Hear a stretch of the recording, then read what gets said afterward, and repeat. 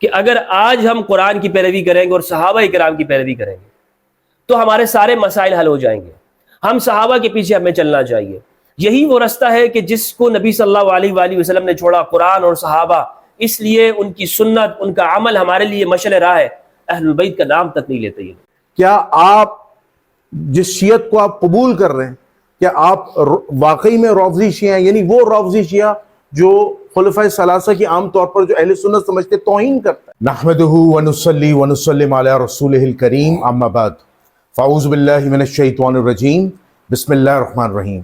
اللہم صلی علی محمد وعلی آل محمد ولا حول ولا قوة الا باللہ العلی العظیم. ناظرین سامعین، آپ کا میزبان جنید الرحمن حاضر خدمت ہے. ناظرین سامعین، جیسا کہ آپ لوگ جانتے ہیں کہ میں ایک اسلامک جرنلسٹ ہوں اور میں مختلف مکاتب فکر کے علماء دین سے انٹرویوز کرتا ہوں اور ان سے مختلف دینیاتی اور اسلامی موضوعات پہ بات چیت کرتا رہتا ہوں. تو میرے آپ نے اکثر جو انٹرویوز دیکھے ہوں گے وہ میرے چینل پر آپ نے آن لائن دیکھے ہوں گے، لیکن آج میں پاکستان کے ایک نامور عالم دین جو ہمارے سامنے بیٹھے ہیں، مفتی فضل ہمدرد صاحب، ان کے ساتھ میں فیس ٹو فیس آج انٹرویو کروں گا. اور آج ہم مفتی فضل ہمدرد صاحب سے بڑے حساس اور اہم موضوع پر ہم بات کریں گے. وہ حساس اور اہم موضوع کیا ہے ناظرین؟ کہ آج مفتی فضل ہمدرد صاحب جو ہیں وہ اہل سنت والجماعت کی عدالت میں ہیں، اور ان کی جو عدالت ہے وہ مجروح ہے. ان پر کئی الزامات ہیں، ان پر کئی لوگوں اہل سنت والجماعت کی، چاہے مشائخ ہوں، علماء ہو، عوام ہو، ان کی طرف سے جو ہیں وہ، چاہے اسے آپ ٹیزنگ کہہ لیں، چاہے اسے آپ الزامات کہہ لیں، چاہے آپ اسے ایک لحاظ سے جو ہے وہ نفرت انگیزی کہہ لیں، یا آپ اختلاف کہہ لیں، آپ کوئی بھی نام دے سکتے. آج ہم ان تمام اختلافی باتوں کو، جو عوامی بات ہے، جو علماء کے اختلاف ہے، آج وہ ساری باتیں ہم مفتی فضل ہمدرد صاحب سے پوچھیں گے اور مفتی صاحب یقیناً اس کے جواب دیں گے. تو آج کا جو ٹاپک ہے، میں ایک دفعہ پھر آپ کو تو ریپیٹ کرتا چلوں کہ مفتی فضل ہمدرد صاحب اہل سنت والجماعت کی عدالت میں، جو کہ ان کی عدالت مجروح ہے. تو آج ہم بات کریں گے. تو میں اپنے مہمان کی طرف جا رہا ہوں. السلام علیکم مفتی صاحب، کیسے ہیں آپ؟ خیریت سے؟ الحمدللہ، ماشاءاللہ، اللہ حافظ. تو مفتی صاحب، ٹاپک حساس ہے، سوالات جو ہیں خطرناک ہیں، لیکن بندہ خطرناک تو نہیں ہے. بس یہ عوامی، آپ کو پتہ ہے، سوالات ہیں جو آپ کے ساتھ آج ہم نے کرنے ہیں، اور انشاءاللہ آپ اس کے جوابات دیجیے گا. مفتی صاحب، میرا آپ سے جو بنیادی سوال یہ ہے کہ آپ کی گزشتہ ایک کلپ میں نے دیکھا تھا آپ کے چینل پر کہ آپ نے کہا تھا کہ ہاں میں شیعہ ہوں، ہاں میں اپنی شیعت کا اعلان کرتا ہوں. آپ نے کلمہ بھی پڑھا، اشہد ان علی ولی اللہ، بہت آپ نے جذباتی انداز میں. تو شیعہ کا جو مفہوم ہے، شیعہ کا، اگر اس کا مفہوم یہ ہے کہ امام علی علیہ السلام کا شیعہ ہونا، امام علی کی جماعت کا ہونا، امام علی کی پارٹی کا ہونا، واللہ باللہ میں فخریہ کہتا ہوں کہ میں شیعہ ہوں. اس معنی میں ہر مسلمان کو شیعہ ہونا چاہیے. میں شیعہ ہوں. اور یہ جو گواہی دی جاتی ہے امام علی علیہ السلام کے ولی ہونے کی، کیا کوئی سنی سے انکار کر سکتا ہے؟ اشہد ان علی ولی اللہ، میں اس بات کی گواہی دیتا ہوں ببانگ دوہل کہ علی اللہ کے ولی ہیں. کسی مسلمان کو انکار ہے اس علی کے اللہ کے ولی ہونے سے؟ من کنت مولا فہذا علی مولا، اللہم وال من والا وعاد من عاد. کوئی بھی اس سے انکار نہیں کرے گا. آج میں بھی پڑھتا ہوں یہ لا الہ الا اللہ محمد رسول اللہ اشہد ان علی ولی اللہ، علی اللہ کے ولی ہیں. اس کو ملانے سے کوئی شخص سنیت سے نہیں نکلے گا، یا امام علی کی ولایت کا اقرار کرنے سے کوئی شخص بھی وہ سنیت کے دائرے سے نہیں نکل جاتا. لیکن ذہنوں پر تعصب کے پردے پڑے ہوئے ہیں. ایک میں نے آپ کا شاید کلپ دیکھا، اس میں آپ نے کہا کہ آپ رافضی ہیں. آپ نے کہا اگر مجھ پر کوئی روافض کا ہونے کا فتویٰ لگاتا ہے تو میں رافضی ہوں. اب سوال یہ پیدا ہوتا ہے، کیا آپ نے واقعی میں اہل سنت چھوڑ دی ہے؟ کیا آپ جس شیعت کو آپ قبول کر رہے ہیں، کیا آپ واقعی میں رافضی شیعہ ہیں؟ یعنی وہ رافضی شیعہ جو خلفائے ثلاثہ کی عام طور پر جو اہل سنت سمجھتے توہین کرتا ہے، جو حضرت ابو بکر عمر عثمان کی توہین کرتا ہے. آپ کون سے شیعہ ہیں؟ ذرا ہمیں اس شیعت کے بارے میں ذرا بتا دیں. بہت بہت شکریہ آپ کا جنید الرحمن صاحب. بسم اللہ الرحمن الرحیم، اللہم صلی علی محمد و آل محمد. سب سے پہلے تو میں آپ کو شکریہ ادا کرتا ہوں کہ آپ یہاں تشریف لائے اور آپ نے یہ موقع دیا کہ میں مجھ پر جو الزامات لگائے جاتے ہیں اس کو میں کلیئر کر سکوں. دیکھیں اس کی تو ضرورت اولاً نہیں ہے کہ آپ کو کوئی کیا شخص کیا کہتا ہے. اگر ہم ہر شخص کو جواب دینے لگ جائیں گے تو پھر کام کیسے کیا جائے گا؟ ہر شخص کہے گا جی میرا یہ اعتراض ہے، دوسرا کہے کہ میرا یہ اعتراض ہے. بنیادی طور پر ہم دوسرے کو سمجھنے کے بجائے پہلے سے ہی حکم لگا دیتے ہیں. ہمارے معاشرے میں جتنی بھی خرابیاں ہیں خصوصاً مذہبی طبقے میں، تو مذہبی طبقے کا المیہ یہ ہے کہ اس کے پاس آپ ایک سوال لکھ کے جائیں، مثلا کسی بھی دارالفتاء جائے تو وہ آپ کو لکھ کے دے دے گا کہ جناب یہ فلاں شخص یا فلاں فرقہ وہ گمراہ ہے، مبتدع ہے، فاسق ہے، فاجر ہے، گمراہ ہے، اسلام سے اس کا کوئی تعلق نہیں. لیکن وہ دوسرے شخص کو وہ آپ کے پاس نہیں، اپنے پاس نہیں بلاتا. جناب آپ کے بارے میں یہ مسئلہ آیا ہے اور اس بارے میں آپ کے کیا عقائد ہیں، مجھے بتائیے. کوئی مفتی اس طرح کا کام کرتا ہے؟ کوئی نہیں کرتا. آپ لکھ کے لے جائیں کسی بھی دارالفتاء میں اہل سنت کے، جناب یہ عقائد ہیں فلاں فرقے کے، وہ مسلمان ہیں یا نہیں، وہ لکھ کے دے دے گا جناب ہم نے آپ کے یہ سوالات دیکھے، فلاں شخص کافر ہے، مرتد، وہ مبتدع ہے، بدعتی ہے، اس کا اسلام سے تعلق نہیں. ہونا کیا چاہیے تھا؟ قاضی کے پاس جب کوئی مسئلہ جاتا ہے تو وہ یہ کرتا ہے کہ مدعی اور مدعا علیہ دونوں کو بلاتا ہے. جناب آپ بھی آئے، آپ بھی تشریف لے آئیں، جناب آپ کے عقائد کیا ہیں، آپ پر یہ الزامات ہیں، آپ کے کیا ہیں. تو اس کے بعد وہ ایک فتویٰ لکھنا چاہیے، اس کے بعد وہ فیصلہ دیتا ہے. لیکن ہمارے ہاں مذہبی طبقہ اس اصول کو الٹ چھوڑ دیتا ہے، بلکہ الٹ کرتا ہے، بجائے دوسرے کو سننے کے فتوے لگا دیتا ہے. تو یہ جتنی بھی خرابیاں آج ہمارے معاشرے میں ہیں، مسلم امہ کے اندر پائی جاتی ہے، تکفیر کی وجہ سے، دوسرے کو کافر قرار دینا، بدعتی قرار دینا. رہ گئی بات یہ کہ جو میں نے شیعت کا اعلان کیا، بالکل آج بھی آپ کے سامنے کہتا ہوں کہ میں شیعہ ہوں، اور یہ بھی میں آپ کے سامنے کہتا ہوں کہ میں سنی ہوں. ہاں یہ ذرا ڈفرنس ذرا بتائیں. اہل سنت والجماعت سے میں نے کبھی نکلنے کی بات نہیں کی کہ ہم اہل سنت والجماعت سے نکلے ہیں، یا جس طرح یہ کہا جائے کہ جناب اہل سنت والجماعت یہ یعنی اس کا مولا علی کے ساتھ کوئی تعلق نہیں، یہ بات بھی غلط ہوگی. مسئلہ یہ ہے، میں نے اس ویڈیو میں یہ بات بھی کہی تھی کہ جو چیزیں ہم نے فرقہ وارانہ طور پر سمجھ لی ہیں، اپنے ذہن میں بٹھائی ہیں، ان تعبیرات اور اصطلاحات کو چھوڑنا ہوگا. میری اس بات کا مطلب یہ ہے کہ یہ سنی اور شیعہ بطور ایک فرقہ واریت کے ہمارے دماغ میں یہ چیزیں آئی ہیں. مثلا جب ہم یہ لفظ استعمال کرتے ہیں سنی، آپ کے دماغ میں کیا آتا ہے؟ سب سے پہلے متبادر الالفہم کیا ہوتا ہے؟ یہ ہوتا ہے کہ ہم سنی ہیں اور ہمارے جو تعلق ہے. کون سنی؟ مطلب اہل سنت والجماعت جس میں دیوبند فقہ بھی آتی ہے، بریلوی فقہ بھی آتی ہے، اہل حدیث بھی آتا ہے. یعنی اگر آپ بریلوی آپ کے ذہن میں آتا ہے تو مطلب یہ ہے کہ جب 12 میلاد کا دن ہوگا تو میں جھنڈے لگاؤں گا، گھر کو سجاؤں گا، 11ویں شریف مناؤں گا، یہی ہے نا. اور اگر آپ دیوبندی ہیں تو آپ کے ذہن میں یہ آئے گا کہ میں تقی عثمانی صاحب کو فالو کروں گا، دارالعلوم دیوبند سے جو فتویٰ آئے گا میں اس کو فالو کروں گا، مولانا فضل الرحمان صاحب کی سیاست میں حصہ لوں گا، وغیرہ وغیرہ. یہ چیزیں آپ کے ذہن میں آئیں گی اگر آپ سنی ہیں، اگر آپ یہ کہتے ہیں کہ جناب میں سنی ہوں. یا اگر اہل حدیث ہیں تو وہ بھی اس میں شامل ہیں. اور اگر میں آپ سے پوچھتا ہوں آپ شیعہ ہیں، آپ مجھ سے کہتے ہیں کہ میں شیعہ ہوں، تو آپ کے ذہن میں کیا آئے گا؟ شیعہ جو مولا علی کا ماننے والے؟ نہیں، یہ آپ کے ذہن میں نہیں آئے گا. آپ کے ذہن میں یہ آئے گا کہ جناب محرم ہے، 10 محرم کو میں نے باہر نکلنا ہے. یعنی وہ تصور معاشرے میں پیش کیا گیا ہے، چھریاں چلانی ہے، اپنے آپ کو زخمی کرنا ہے، ٹھیک ہے، سبیل لگانی ہے. یہ ساری چیزیں جس جگہ تک رہ جائے، میں یہ نہیں کہنا چاہ رہا ہوں کہ یہ صحیح ہے یا غلط، میں اس کی بات نہیں کر رہا ہوں کہ میلاد صحیح ہے یا غلط ہے یا مجلس صحیح ہے یا نہیں ہے. بات یہ ہو رہی ہے کہ آپ کے ذہن میں ان الفاظ کو سنتے ہوئے کیا چیز آ رہی ہے. یعنی سنی لفظ سنتے ہوئے آپ کے دماغ میں بریلوی دیوبندی کے فتوے آتے ہیں، شیعہ لفظ سنتے ہوئے آپ کے دماغ میں وہ ساری چیزیں آتی ہیں جو ہمارے معاشرے میں ہیں، سیاہ لباس پہنا ہوا ہونا اور ایک خاص طرح کا کلچر.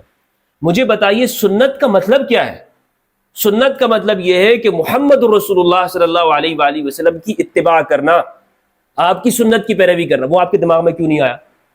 شیعت کا مطلب یہ ہے کہ امام علی کا ساتھ دینا، شیعت کا مطلب یہ ہے کہ مولا علی کا پیروکار ہونا، شیعت کا مطلب یہ ہے کہ امام حسین کا پیروکار. یعنی اگر کربلا میں زندہ ہوتا، میں کس کے ساتھ ہوتا؟ یقیناً امام کے ساتھ ہوتا. اگر کوئی شخص آج مسلمان یہ کہتا ہو کہ میں امام حسین کے ساتھ نہیں ہوتا، کسی اور جگہ ہوتا، وہ مسلمان سمجھا جائے گا؟ میں تو نہیں مانتا. نہیں ہوگا نا. نہیں، بالکل نہیں ہوگا. یہ شیعت کا ایک مفہوم. لیکن یہ ذہن میں آنے کے بجائے ہمارے دماغ میں وہ جو فرقواریت کے طور پر چیزیں آئی ہیں وہ بیٹھ جاتی ہیں. تو اسی کے خاتمے کے لیے میں نے یہ گفتگو کا آغاز کیا کہ اگر آپ یہ سمجھتے ہیں کہ میں شیعہ ہوں یعنی میں امام علی کا فالوور ہوں، متبع ہوں، ان کی پیروی کرتا ہوں، اور میرے سامنے اگر دو مسائل آ جاتے ہیں، ایک طرف امام علی کا موقف ہے کسی مسئلے میں اور ایک طرف ابو ہریرہ رضی اللہ عنہ کا آ جاتا ہے، تو میں کس کو لوں گا؟ میں امام علی کو لوں گا. اگر ایک طرف امام علی صفین میں کھڑا ہے، دوسری طرف معاویہ بن ابی سفیان ہے، تو میں کس کے ساتھ ہوں گا؟ امام علی کے ساتھ ہوں گا. اور یہ اہل سنت بھی یہی کہتے ہیں. تو اسی کا مطلب شیعت ہے، اسی کو شیعت کہتے ہیں. باقی جو فرقہ واریت کے طور پر ہے ذہن میں، وہ جو چیزیں ہیں کلچر کا حصہ ہے، اس کا حصہ نہ میں ہوں نہ کسی کو بننا چاہیے. اور سنیت کا جو مفہوم جو لوگوں نے سمجھا ہے، جناب میں دیوبندی بریلوی، اس سے اوپر اٹھ کر وہ سنت کا مفہوم جو قرآن نے دیا ہے کہ آپ نبی صلی اللہ علیہ وآلہ وسلم کی پیروی کریں، کہ جب پیغمبر کا فیصلہ آ جائے کسی معاملے میں تو کسی مومن اور مومنہ کو اختیار نہیں ہوتا کہ وہ اپنی طرف سے کوئی لفظ استعمال کرے. یہ ہے سنت. اچھا مفتی اس صاحب، معنی میں سمجھتا ہوں کہ شیعہ بھی سنی ہے اور جو سنی ہے وہ بھی شیعہ ہے. فرق کیا ہو گیا؟ مولویوں نے بنائے ہوئے سارے فرق. جی آپ نے جو اپنی ایک ویڈیو میں کلپ میں کہا تھا کہ آپ جو ہیں وہ رافضی ہو گئے، تو مجھے یہ بتائیں کہ رافضی تو وہ ہوتا ہے جو خلفائے ثلاثہ کی یا امہات المومنین کی توہین کرتا ہے، کیا آپ اس چیز کے قائل ہیں؟ الیاذ باللہ. آپ نے کس مد میں رافضی کہا یہ تھا؟ تو وہ رافضی جو ایران کے ہیں وہ بھی نہیں کرتے، ان کا بھی فتویٰ موجود ہے، آیت اللہ خامنئی صاحب کا ہے، اور اسی طرح سید سیستانی حفظہ اللہ کا فتویٰ موجود ہے کہ یہ چیز حرام ہے. خلفائے ثلاثہ کی توہین کرنا اور امہات المومنین خصوصاً حفصہ رضی اللہ عنہا اور ام المومنین عائشہ رضی اللہ تعالیٰ عنہا، ان کی توہین کرنا حرام ہے. ٹھیک ہے، یہ تو وہاں کے فتوے موجود ہیں. باقی اگر رافضیت کا معنی بھی فرقہ واریت کے طور پہ غلط ہے. رافضی امام شافعی کو رافضی کہا گیا. انہوں نے کہا کہ ان کان حب آل محمد رفضا فشهد ثقلان انی رافضی. اگر محمد و آل محمد کی محبت یہ رفض ہے تو دنیا جن و انس گواہ ہو جائے کہ میں رافضی ہوں. تو رافضیت کا جو مفہوم لوگوں کو بتایا گیا یہ غلط ہے. دراصل رافضی اسے کہتے ہیں جو اہل بیت سے جدا ہو جائے، جو اہل بیت کو چھوڑ بیٹھے. جنہوں نے امام زید علیہ السلام کو چھوڑا وہ رافضی ہیں. کیوں؟ انہوں نے اہل بیت کو چھوڑا. یعنی رافضی اسے نہیں کہتے کہ جو حضرت ابوبکر رضی اللہ عنہ یا حضرت عمر کی توہین کرتا ہے. رافضی اسے کہتے ہیں کہ جو امام حسین کو چھوڑ کر یزید کے صف میں جا ملتا ہے. رافضی اسے کہتے ہیں کہ جو امام برحق امام علی کو چھوڑ دیتا ہے اور دوسری طرف باغی شامیوں کے ساتھ جا ملتا ہے، وہ ہے رافضی. وہ ناسبی نہیں ہے؟ ناسبی تو وہ ہے کہ جو اہل بیت کو سب و شتم کرتے ہیں. ٹھیک ہے.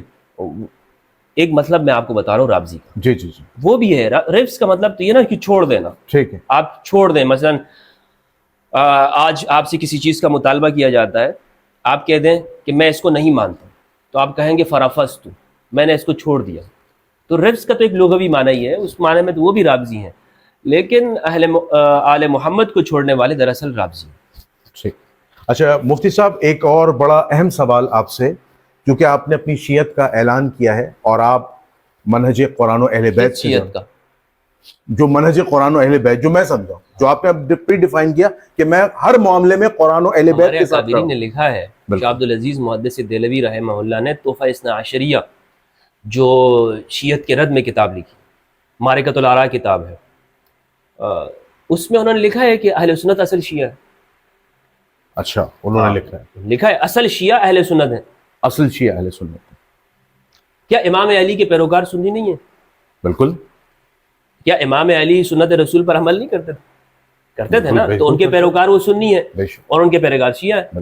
اچھا یہاں ایک بڑا بنیادی سوال، لیکن یہ فرقہ پرست مولوی آپ کو کہے گا نہیں میری جماعت میں آ تو تب شیعہ ہے، میری جماعت میں تب تو سنی ہے.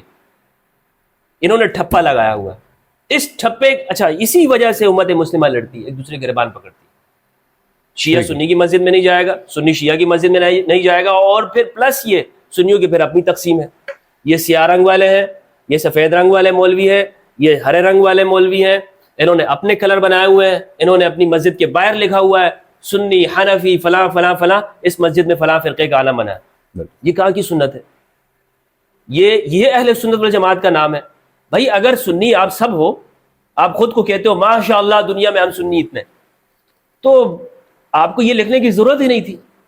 کراچی میں کیا مساجد پر قبضے نہیں ہوئے؟ یہ ساری جو چیزیں ہیں یہ نفرت ہے. یہ تو چلے جی الگ پہلو ہے. میرا بڑا اہم سوال ہے، دیکھیں آپ منہج قرآن و اہل بیت سے آپ جڑے ہیں, آپ نے اپنی شیعت کا اعلان کیا ہے.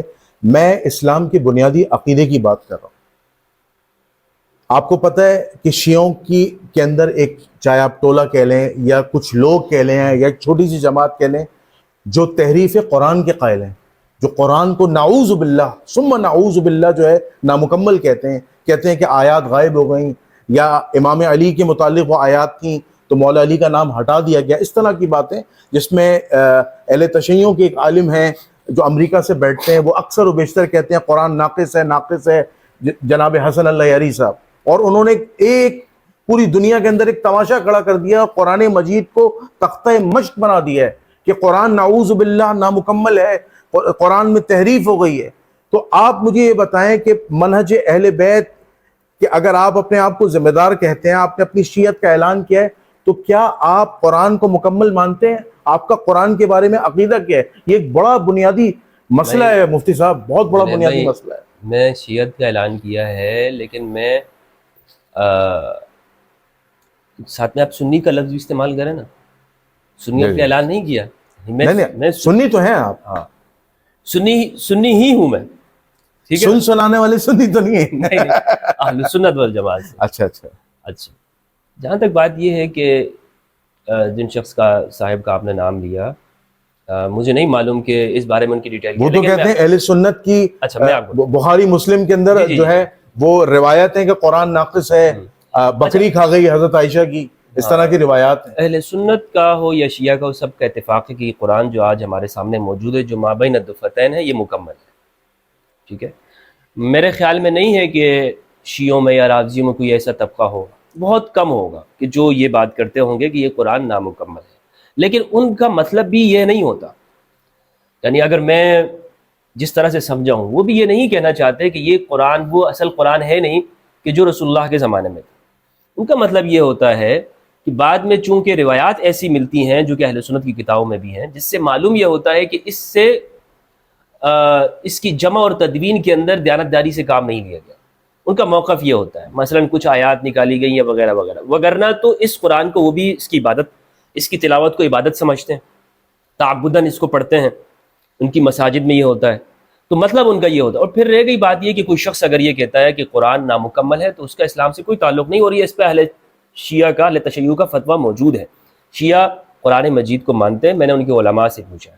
ٹھیک ہے, اور یہ بات بھی حقیقت ہے کہ اہل سنت کی کتابوں میں یہ روایات موجود ہے. بالکل ٹھیک ہے, نہیں شیعوں کی کتابوں میں موجود ہے, شیعوں کی کتاب میں بھی تحریف قرآن موجود ہے. ہم تو سنی ہے نا, تو ہم تو سنی کی کتابوں سے بات کریں گے. جی ٹھیک ہے. تو ہماری کتابوں میں, بلکہ اس پر کتابیں لکھی ہوئی ہیں, آپ الاتقان سیوطی کی پڑھ لیں, 2 جلدوں میں ہے, اور ابھی زبان میں اردو میں بھی ٹرانسلیٹ ہو چکی ہے. اس میں آپ کو معلوم ہوگا کہ کس آیت کو کس طرح سے پڑھنا, اور فلاں صحابی کس طرح پڑھا کرتے تھے. کتاب المصاحف ابو داؤد کی, اس میں یہ بتایا گیا کہ کون سی سورت قرآن کا حصہ کون صحابی نہیں سمجھتا تھا, کون سے صحابی یہ کہتے تھے کہ یہ نہیں ہے. مثلا عبداللہ ابن مسعود رضی اللہ عنہ, مسند احمد کی, بخاری کے اندر صرف چیپٹر ہے, مسند احمد کے اندر یہ پوری روایت ہے کہ عبداللہ ابن مسعود رضی اللہ عنہ معوذتین کو مسح کر دیا کرتے تھے اپنے مصحف سے. بعض لوگوں نے کہا کہ انہوں نے رجوع کر لیا, لیکن یہ بات صحیح نہیں ہے. وہ کہتے تھے کہ یہ معوذتین یہ قرآن مجید کا حصہ نہیں ہے. ٹھیک ہے, یہ ذرا ایکسپلین کیجیے گا معوذتین کے بارے میں. معوذتین یعنی جو قرآن مجید کی سورت نمبر 113 اور سورت نمبر 114 ہے, قل اعوذ برب الفلق اور قل اعوذ برب الناس, اس کو کہتے ہیں معوذتین, یعنی پناہ مانگنا. اس کے شروع میں ہے قل اعوذ برب الفلق قل اعوذ برب الناس. تو عبداللہ ابن مسعود رضی اللہ تعالیٰ عنہ کہا کرتے تھے کہ یہ قرآن کا حصہ نہیں ہے, اسی لیے وہ اسے اپنا جو قرآن انہوں نے لکھا ہوا تھا, ترتیب دیکھیں ہر صحابی نے خود جمع کیا نا, کیونکہ نبی صلی اللہ علیہ وآلہ وسلم نے جب قرآن مجید نازل ہوتا تھا تو صحابہ کرام کی جو جماعت تھی جو آپ کے پاس بیٹھا کرتی, خصوصاً السابقون الاولون میں, عبداللہ ابن مسعود السابقون الاولون ہے, تو انہوں نے وہ لکھتے گئے, تو وہ قرآن مجید کی وحی کے شاہد ہیں, انہیں پتا ہے کہ وہ پہلے دن سے نبی کے ساتھ ہے نا. امام علی تو اپنی پیدائش سے ہی مولا علی وہ نبی صلی اللہ علیہ وآلہ وسلم کے ساتھ ہے, لیکن عبداللہ ابن مسعود اعلان نبوت کے وقت سے ہیں, تو وہ نہیں لکھا کرتے تھے, وہ کہتے تھے کہ یہ قرآن کا حصہ نہیں ہے. تو اس طرح کی روایات ملتی ہیں, لہٰذا یہ کوئی اچھا ان کو رجوع موجود نہیں ہے عبداللہ ابن مسعود. بعض نے کہا ہے کہ انہوں نے رجوع کیا, لیکن یہ رجوع کی بات صحیح نہیں ہے. اچھا ٹھیک ہے، یہ آپ کی تحقیق ہے؟ یہ تحقیق ہے اور یہ اہل سنت نے لکھی، آپ کتاب المصاحف پڑھیں گے تو معلوم ہوگا۔ ٹھیک ہے۔ اچھا، تو اس لیے اس طرح کی جو روایات ہیں یہ موجود ہے، لیکن امت کا اجماعی اور جمہور کا قول یہی ہے کہ جو قرآن مجید کی 114 صورتیں ہیں یہی قرآن ہے۔ یہ قرآن سورۃ الفاتحہ سے لے کر سورۃ الناس تک یہ قرآن ہے۔ شیعہ سنی دونوں متفق ہیں۔ عبداللہ ابن مسعود کی رائے کو امت نے جمہور کی رائے میں نہیں لیا، ٹھیک نہیں لیا، اور امت کی رائے وہی ہے کہ جس پر آج یہ عمل ہے۔ میں کراچی سے ایران، ایران سے عراق، سب جگہ پر جہاں میں نے دیکھا شیعہ کی مساجد میں، ان کی عبادتگاہوں میں یہی قرآن رکھا ہوتا ہے، جزاک مصحف عثمانی۔ بالکل۔ تو میں یعنی مجھ سے اگر آپ پوچھتے ہیں تو میرا بالکل یہی موقف ہے کہ قرآن مجید اس پر ایمان رکھنا ہے۔ باقی جن شخصیت کا آپ نے کہا وہ بھی اس معنوں میں نہیں کہتے کہ وہ اس قرآن کو نہیں سمجھتے ہوں گے، یہ میرا حسن ظن ہے ان کے بارے میں، ٹھیک، وہ بھی یہی کہتے ہوں گے کہ آپ کی کتابوں میں یہ ہے۔ مثلا آپ میرے پاس آتے ہیں اور مجھ سے کہتے ہیں کہ میں آپ کو یہ بتاؤں کہ قرآن میں امام علی کی ولایت کا کہاں لکھا ہے، تو میں آپ کو کہوں گا پہلے تم کس قرآن کی بات کرتے ہو؟ صحیح بات، اس قرآن کی یہ تمہارے اس قرآن کی کہ جو بخاری مسلم کے اندر راویوں سے ثابت ہے کہ ہم نے کس طرح جمع کیا۔ تو یہ ایک مناظرے کے اندر ہوتا ہے، نہ کہ حقیقت کی، حقیقت سے اس کا کوئی تعلق نہیں ہے۔ بالکل صحیح۔ اچھا مفتی صاحب، ایک اور جو عوام کے اشکالات ہیں جو اکثر علماء آپ پر طعن بھی کرتے ہیں کہ آپ اپنے چینل پر اہل بیت علیہ السلام کا تو بہت تذکرہ کرتے ہیں، مولا علی کا، مولا حسن، مولا حسین، اور ہم جتنے بھی 14 معصومین ہیں ان کا آپ ذکر کرتے ہیں اور ان کی عظمت کو بیان کرتے ہیں، لیکن کبھی آپ نے اپنے چینل پر جو ہے وہ صحابہ کرام رضوان اللہ تعالیٰ علیہم اجمعین کی عظمت، ان کی قربانیوں کا ذکر نہیں کیا، خاص طور پر حضرت ابو بکر، حضرت عمر، حضرت عثمان، حضرت طلحہ، زبیر، عبد الرحمن ابن عوف، بلال حبشی ہو گئے، اور عبداللہ ابن مسعود ہو گئے، کئی ایسے صحابہ ہو گئے، ابو عبیدہ ابن جراح ہو گئے، خالد ابن ولید ہو گئے۔ تو آپ کیا ان کی قربانیوں کے یا ان کی جو دین اسلام کے لیے قربانیاں ہیں یا رسول اللہ صلی اللہ علیہ وسلم نے جو ان کی فضیلت کے لیے جو احادیث کہیں وہ آپ کے منہج سے یا آپ کے چینل سے بیان نہیں ہوتی، اس کی کیا خاص وجہ ہے؟ یہ اہل سنت والجماعت کا ایک بڑا سیریس جو ہے نقطہ نظر ہے آپ کے متعلق، کیونکہ وہ چیزیں بڑی باریکی سے دیکھتے ہیں۔ جنید بھائی، پہلے تو میں یہ یہاں پہ تھوڑا سا اضافہ کرنا چاہتا ہوں آپ کے سوال میں، کہ آپ نے کہا 14 معصومین، میں 14 معصومین میں سے 14 نہیں مانتا ہوں۔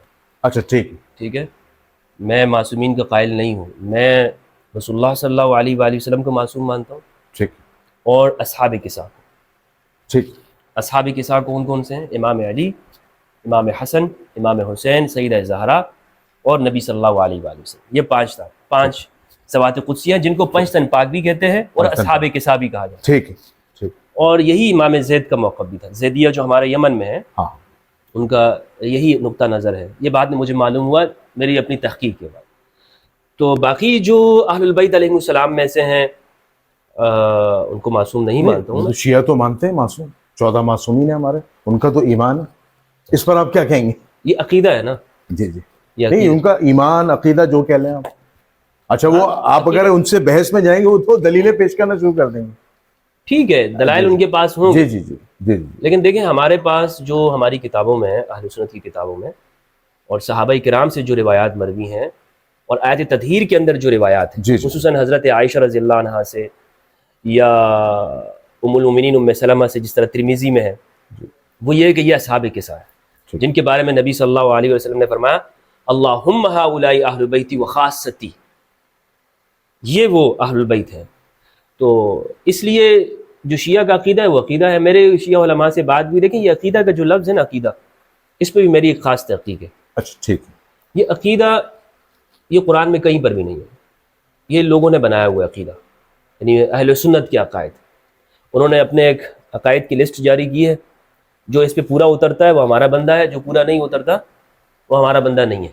اسی طرح شیعہ نے اپنے عقائد کی ایک لسٹ جاری کی ہے، بھائی یہ ہمارا بندہ ہے، یہ ہمارا بندہ ہے وغیرہ۔ عقیدہ قرآن میں کسی جگہ نہیں ہے، ٹھیک، قرآن میں کسی عقیدے کی پیروی کا حکم نہیں دیا گیا۔ آپ کہیں گے کہ عجیب بات ہے، بالکل عجیب بات ہے، قرآن میں ہے ایمان، سورۃ العصر ہے، والعصر ان الانسان لفی خسر، قرآن انسانیت کی بات کرتا ہے، تمام انسان خسارے میں، لفی خسر، البتہ خسر میں، الا الذین آمنوا وعملوا الصالحات، مگر وہی لوگ کہ جنہوں نے ایمان لایا اور نیک عمل کیا۔ قرآن نے پورے قرآن کے اندر آپ دیکھ لیں، سورۃ الفاتحہ سے لے کر والناس تک اسی کی بات کی، یا ایھا الذین آمنوا، یا ایھا الذین آمنوا، ان الذین آمنوا، ایمان ایمان ایمان، المؤمنین المفلحین۔ قرآن نے ہر جگہ پر ایمان کی بات کی، عقیدے کا لفظ قرآن نے کسی جگہ استعمال ہی نہیں کیا۔ یہ بعد میں زمانے میں جب مسلمان آپس میں لڑنے لگ گئے اور فرقے شروع ہوئے تو ہر فرقے نے اپنا مینیفیسٹو جاری کر دیا، اس طرح ہوتا ہے نا سیاسی پارٹیوں کا منشور اور مینیفیسٹو ہوتا ہے۔ جی جی مختلف سیاسی جماعتوں کو آپ دیکھتے ہوں گے، جناب یہ جماعت اسلامی کا یہ ہے، پیپلز پارٹی کا یہ ہے، تحریک انصاف کا یہ ہے، نون لیگ کا یہ ہے۔ آپ اس کا جسے سوشلسٹ کا پارٹیوں کا دیکھ لیں، سوشلسٹ پارٹیوں کا منشور ہے جناب نجی ملکیت نہیں ہوگی، پرائیویٹائزیشن کے وہ خلاف ہوتے ہیں، جی جی سب کچھ ہماری اس کے ملکیت میں ہوگا، جی جی سوشلزم کا مینیفیسٹو۔ اسی طرح کیپٹلزم میں آ جائے تو وہ کہتے ہیں جناب ایڈم اسمتھ نے جو اصول دیے ہیں جی جی اسی کے اوپر آپ لے کر چلیں گے، اس کو لے کے چلیں، بالکل صحیح۔ تو یہ منشور ہے۔ اسی طرح یہ ان فرقوں کے منشور ہے جسے انہوں نے اسلام کے نام پہ پیش کیے ہیں۔ ٹھیک ہے، اہل سنت والجماعت کے جتنے بھی انہوں نے عقائد لکھے وہ میں آپ کو بتاؤں گا تو آپ کچھ ان میں ایسے ہیں جو آپ کو ہنسی آئے گی۔ مثلا جادو، اس طرح انسان کو جادو کے ذریعے گدھا بنایا جا سکتا ہے، کسی انسان کو، کسی بھی انسان کو آپ تبدیل کر دیں، یہ کس طرح کا عقیدہ ہے؟ جو اس کو مانے گا وہ سنی ہوگا، جو نہیں مانے گا وہ سنی نہیں ہوگا۔ اشاعرہ کا ایک عقیدہ یہ ہے اہل سنت کا کہ اللہ انسان کے اوپر وہ چیز حکم دے سکتا ہے کہ جس کا وہ مکلف نہ ہو، اچھا، یعنی اللہ انسان کو ایسا حکم دے کہ جو انسان کے وسعت سے باہر ہو، انسان وہ کر ہی نہ سکتا ہو، اللہ کہے گا یہ کام کرو۔ یہ اہل سنت والجماعت میں اشاعرہ کا عقیدہ ہے، ابو الحسن اشعری کا۔ یہ قرآن کی نص کے خلاف ہے، لا یکلف اللہ نفسا الا وسعها، لہا ما کسبت وعلیہا ما اکتسبت۔ اللہ انسان کو کسی بھی جان کو، بے شک، سورہ یعنی بقرہ میں آپ سوئے ہوئے ہیں، مثلا آپ سوئے ہوئے ہیں جی جی تو آپ کی جانب نماز کا جو حکم ہے جی جی یہ آپ کو مخاطب نہیں ہو رہا، آپ کو مخاطب نہیں ہو رہا۔ ایک میں یہ لوگوں کو سمجھ میں نہیں آئے گی یہ بات، جی جی مثلا آپ سوئے ہوئے اور آپ کے منہ سے نکل گیا کہ میں اپنی بیگم کو طلاق دیتا ہوں، یا میں نے فلاں بزنس کیا وہ ختم کرتا ہوں، یہ قول آپ کا نافذ نہیں ہوگا کیونکہ آپ اس وقت مکلف نہیں ہیں۔ تو حکم شرع اس وقت آپ کی جانب مخاطب ہوتا ہے کہ جب آپ مکلف ہوتے ہیں، ہوش و حواس میں ہوتے ہیں، یہ دنیا بھر کی زبان میں ہوتا ہے۔ لیکن اشاعرہ نے ایک زمانے میں کہا معتزلہ کی اگینسٹ ہو کر، کیونکہ معتزلہ یہ کہتے تھے کہ اشیاء میں، چیزوں میں جو حسن اور قبح ہے یہ اس کا ذاتی ہوتا ہے ذاتی، چیز میں۔ اشاعرہ نے کہا نہیں، یہ شریعت کی جانب سے ہوتا ہے۔ اچھا، اب یہ اس کو میں تھوڑا اور کھولنا چاہتا ہوں۔ مثلا معتزلہ یہ کہتے ہیں کہ اللہ سبحانہ و تعالی وہ کسی انسان کو ایسا حکم نہیں دے گا کہ جو وہ حکم فی نفسی ہی برا ہو، اور ہر وہ اس حکم سے منع کرے گا کہ جو فی نفسی ہی برا ہو۔ برا، فار ایگزامپل اللہ سبحانہ و تعالیٰ نے ہمیں منع کیا ہے، ہر انسان کو منع کیا ہے، مسلمان کو، زنا کرنے سے۔ بالکل منع کیا، معتزلہ یہ کہتے ہیں کہ یہ اس لیے کہ زنا فی نفسی ہی اپنی ذات میں بری چیز ہے۔ بالکل صحیح، اشاعرہ کہتے ہیں اس میں جو برائی ہے نا وہ اس لیے ہے کہ اللہ نے کہا ہے کہ یہ نہیں کرو، ٹھیک ہے، اللہ نے کہا ہے کہ یہ نہیں کرو۔ اچھا، اسی طرح معتزلہ یہ کہتے ہیں کہ اللہ نے ہمیں یہ کہا ہے کہ نماز پڑھو، تو کیونکہ نماز کی خود ذات کے اندر ہی اچھائی ہے، اللہ نے تو کہا ہی ہے لیکن اس کی ذات میں بھی اچھائی ہے۔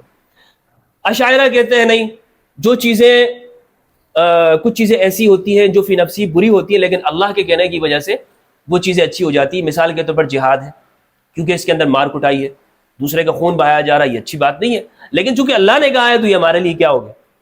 اچھا ہو گیا۔ تو اس طرح کی چیزیں جب فرقوں کے اختلافات ہوئے تو معتزلہ فرقہ آیا، خوارج آیا، اہل سنت نے اپنے اٹھ کے کھڑے ہو کر انہوں نے کہا جنہیں ہمارے مینیفیسٹو یہ ہے۔ مینیفیسٹو، تو اب میں آسان طور پر یہاں تک آپ کو لانا چاہتا ہوں کہ جتنی بھی باتیں ہیں، جتنی بھی جو چیزیں ہیں، یہ لوگوں کے اجتہادات ہیں، یہ اس وقت کے، اس زمانے کے جو سیاسی حالات تھے اس کو مد نظر رکھتے ہوئے علماء نے، فقہاء نے وہ ترتیب دی ہے، یہ ان کے اجتہاد کی بنیاد پر ہے، جسے انہوں نے بعد میں عقائد کے نام سے پیش کیا۔ اب یہ عقیدہ خواہ وہ سنی ہو یا شیعہ ہو، ما انزل اللہ بہا من سلطان، اللہ نے اس کے اوپر کوئی دلیل اور گواہی نازل نہیں کی ہے۔ اللہ نے دلیل اور گواہی نازل کی ہے ایمان کے لفظ کے اوپر، ایمان جس سے آج امت مسلمہ کو دور کر دی گئی۔ جتنے بھی فرقے ہیں مجھے بتائیے، مساجد میں، مدارس میں ایمان پہ بحث ہوتی ہے یا عقیدے پر بحث ہوتی ہے؟ عقیدے پہ بحث، یہ سنی عقیدہ ہے، یہ شیعہ عقیدہ ہے، ایمان کہاں ہے بھائی؟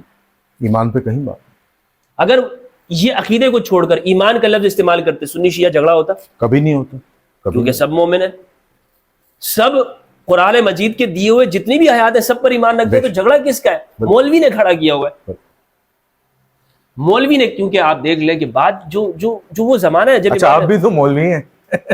میں بالکل مولوی ہوں، لیکن اچھا آپ میں اور ان مولویوں میں کیا فرق ہے؟